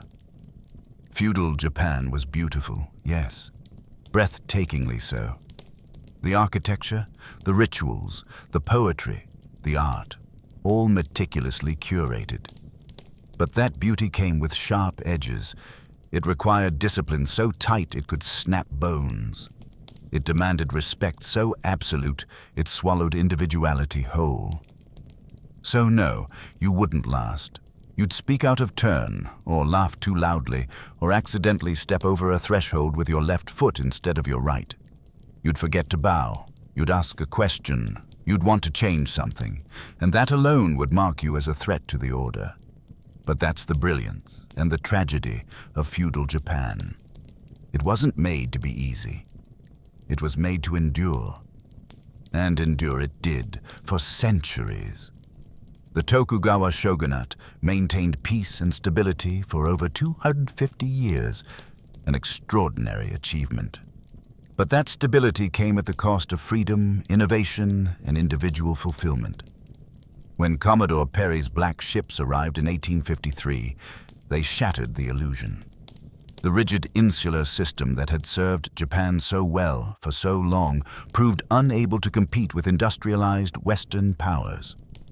Within 15 years, the samurai class was abolished. The shogunate fell. Japan transformed itself through the Meiji Restoration into a modern nation-state with universal education, industrial economy, and constitutional government. The speed of this transformation revealed something crucial. The old system had been maintained through constant effort, not natural inevitability. Once the pressure released, change came, rapidly, sometimes traumatically, but irreversibly. Today we look back at feudal Japan with mixed feelings. We admire the art, the architecture, the philosophical sophistication. We're fascinated by samurai honor and aesthetic refinement. We romanticize the simplicity and order. But we often forget the costs, the rigid hierarchy, the lack of freedom, the constant threat of violence, the grinding poverty, the brief lifespans, the suppressed individuality. Feudal Japan was a complex society, neither the harmonious paradise of some fantasies nor the dystopian nightmare of others. It was a human system, with human brilliance and human cruelty, that served some people well while crushing others. It created stunning art, sophisticated philosophy, and impressive social stability. It also created suffering, limited potential, and wasted countless lives. The people who lived in feudal Japan weren't so different from us. They loved, dreamed, hoped, and feared. They created beauty, raised children, and tried to find meaning in difficult lives. But they did so within constraints most modern people can barely imagine. And recognizing those constraints, understanding what it truly meant to live under that system, is essential to honestly appreciating the culture it produced. So when you watch a samurai movie, visit a Japanese garden, or practice a tea ceremony, remember, you're experiencing the refined surface of a society built on foundations most of us would find unbearable. You wouldn't last a day in feudal Japan, but that's not a criticism of you, it's a recognition of how far we've come. The freedoms we take for granted, to choose our careers, speak our minds, love whom we choose, were literally inconceivable to most people in that time and place. And perhaps that's the real lesson. Every society makes trade-offs between order and freedom, tradition and innovation, individual and collective. Feudal Japan chose one path. We've chosen another. Neither is perfect, but understanding the costs of their choice helps us appreciate the value of ours and remain vigilant about protecting the freedoms that define our own time.